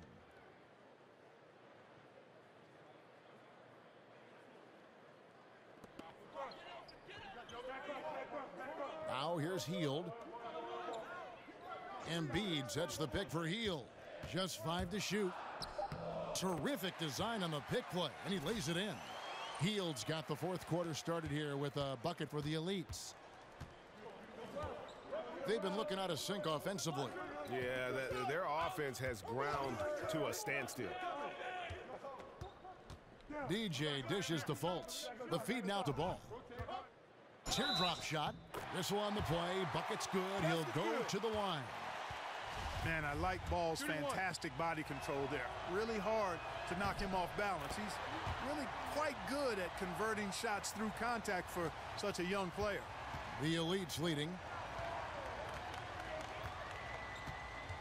Embiid sets the pick for Murray. Kicks to Embiid over DJ. And that one hits back iron. Here's the Stars with the ball. Simmons passes to DJ. Embiid with the steal. Now the fast break. Tatum with the ball. Rebound by the Stars. Ball's got 3 rebounds now in this one. The dish to Fultz. He kicks to DJ. Passes it to Fultz to take the lead. And he knocks down the jumper. And the Stars lead by 1. Boy, it's so good to see how under control Fultz is. I mean, even when the defense is trying to rattle him, shake him up, distract him, it doesn't bother that sweet jumper. Three-pointer Hield. Simmons pulls it in. Simmons got his 4th rebound with that last one here tonight. Sharks, that's good. And that's a nice exchange between teammates there. I mean, they really work well together, whether it's All-Star Week or the regular season. You know, really pretty fresh they get to share this stage together tonight. I mean, they've both helped each other to get here, and now they're going to keep helping each other. And there's the whistle on the shot. Took the foul, shot misses. He'll be shooting 2. Man, I tell you what, I love how Embiid doesn't shy away from contact. He's skilled at finding ways to get to that foul line. Smith checked in for the elites. And Embiid drops them both. Boy, he's got a great stroke from the line. That's not something we can say about all the league's big guys. DJ kicks to Simmons. Dishes to DJ. Here's Sharich over Chris. And that one clearly a foul. Gets the whistle and 2 shots coming up. And let's get your take, guys, on the hustle stats for the Stars. Defensively, they played with a lot of energy, and the steals we've seen are a result of that aggressiveness. They've worked hard tonight at crashing the boards as well. They've had a bunch of second-chance points. The Stars making a switch here. Brown's checked in, and the Stars leading by 3. And he could not get that one to go. A lot of contact, and he'll go to the line for 2. It goes on Jason Tatum. And DJ, a fun guy to watch play, man. Fantastic at making quick decisions. And that hurts as he doesn't get the first one to fall. Trying to focus now on the second. And he ends up making the second, and that gives them a 4-point cushion. 1:58 left in the 4th quarter of this one. Okay, time now for an injury report. And the news is pretty good. It does not look like a severe injury. That is a bitter pill for them to swallow so early in the season. It clearly changes the look of this team going forward, Kevin. Thank you, David. Hopefully we'll see him very soon. Brown dishes the ball. Inside, lets it go. It's deflected.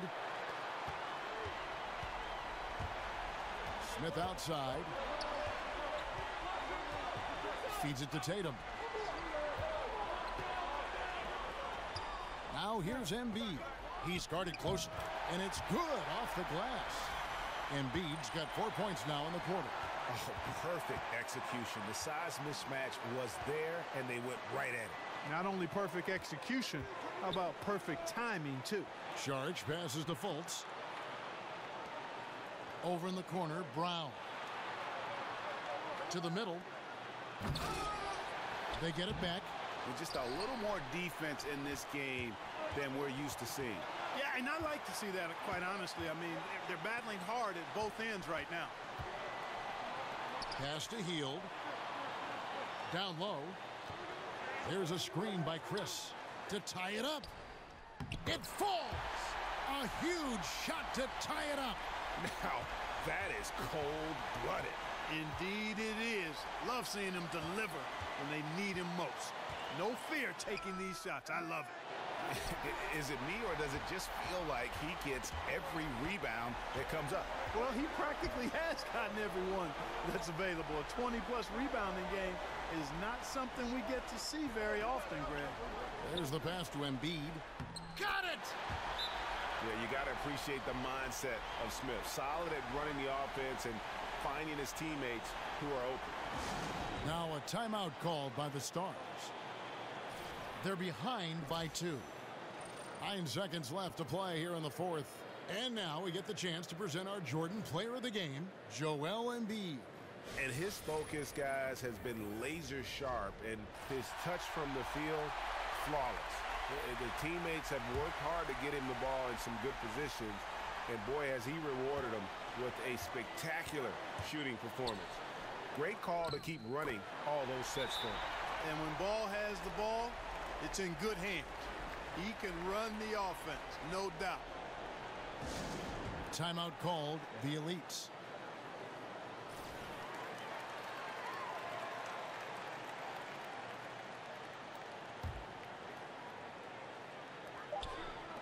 Out left to the wing, the tray. Oh, and he had a chance to win it right there, but couldn't get it to fall. And that's going to do it for regulation. So we are headed to overtime. We'll get right back to the action when we return.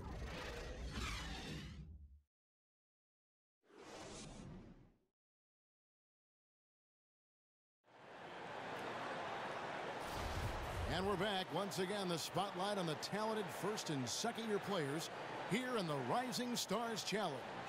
And it has been a fantastic game up to this point. It certainly has. I mean, we know these young fellas can play, and they are putting on a show. Courtesy of Gatorade, all fueled up and ready to go. Let's reset the lineup for us now in overtime. So on the floor for the Elites, they've got Smith. Embiid is out there with Markkanen. Then it's Tatum, and it's Hield in at the shooting guard position. Now here's Embiid, guarded closely, over DJ. Embiid, no good. Yeah, that's just poor decision-making. He's got to be better in those situations. Greg, I just think he was in a hurry. He flat out rushed it. I mean, I don't know what he was thinking there. He actually was in a brain-neutral position. Markkanen kicks to Hield. To the inside. There's a good screen. Here's Embiid, and he connects on the jumper. The screen did the trick. Markkanen doing a nice job screening for his guys, utilizing his height to create opportunities for others. Pass to Fultz. He dishes it to DJ. He feeds it to Fultz. Kicks it to DJ. 6 feet out. And a lot of contact on that one, so he'll shoot 2 here. And DJ has the ultimate respect of the defense when he's on the drive. I mean, when he attacks like this, he forces them to foul him. The Elites making a switch here. Chris is checked in. The Stars also changing it up. Sharich comes in for Jackson. And it's Ben Simmons in for Jaylen Brown. And he steps up and knocks them down, making it a 2-possession game. Chris kicks to Hield. From 10 feet out. Embiid, the pass to Chris. 6 to shoot. And oh boy, a lot of contact there, but he gets the call and will shoot 2. You know, you got to love watching Embiid play the game because he has such great passion and really a drive to be great. And he cannot convert on the second. That misses. That one miss was huge. He had a chance to turn this into a 1-possession game. Sharich on the follow. Sharich has got the lead up to 6 now for the Stars. Hard work and soft hands, guys. That's what made that play possible. No simple offensive rebound there. Going for the tip in. But that's the way to go if you've got good position. Embiid dishes to Tatum. Over Simmons. No good on the shot, a bit long that time. Tatum's gone 3 of 9 shooting. Fultz kicks to DJ. Here's Ball. DJ passes the Ball. And there's the feed to Simmons. To the wing right side. And Ball gets it to go on the assist by DJ. And it's a 9-point Stars lead. And the Elites call time here. They trail by 9. There's 39 seconds left in the first overtime. Guys, your thoughts? Yeah, they got to get straight to the hoop, then a foul immediately. Going to be hard, though, Greg. I mean, they don't have much time to work with here, but we've seen crazy stuff happen in this game. Here's what the Elites have going on right now. Hernan Gomez is checked in for Joel Embiid. Maker comes in for Marquise Chris. And Abrinas subbed in for Buddy Hield. And how much longer are they going to keep that foot on the accelerator? As long as required, Greg. I mean, you can tell they want to put this thing to bed. And that replay brought to us by Under Armour. Another Unleash Chaos moment. One of the more exciting plays in basketball.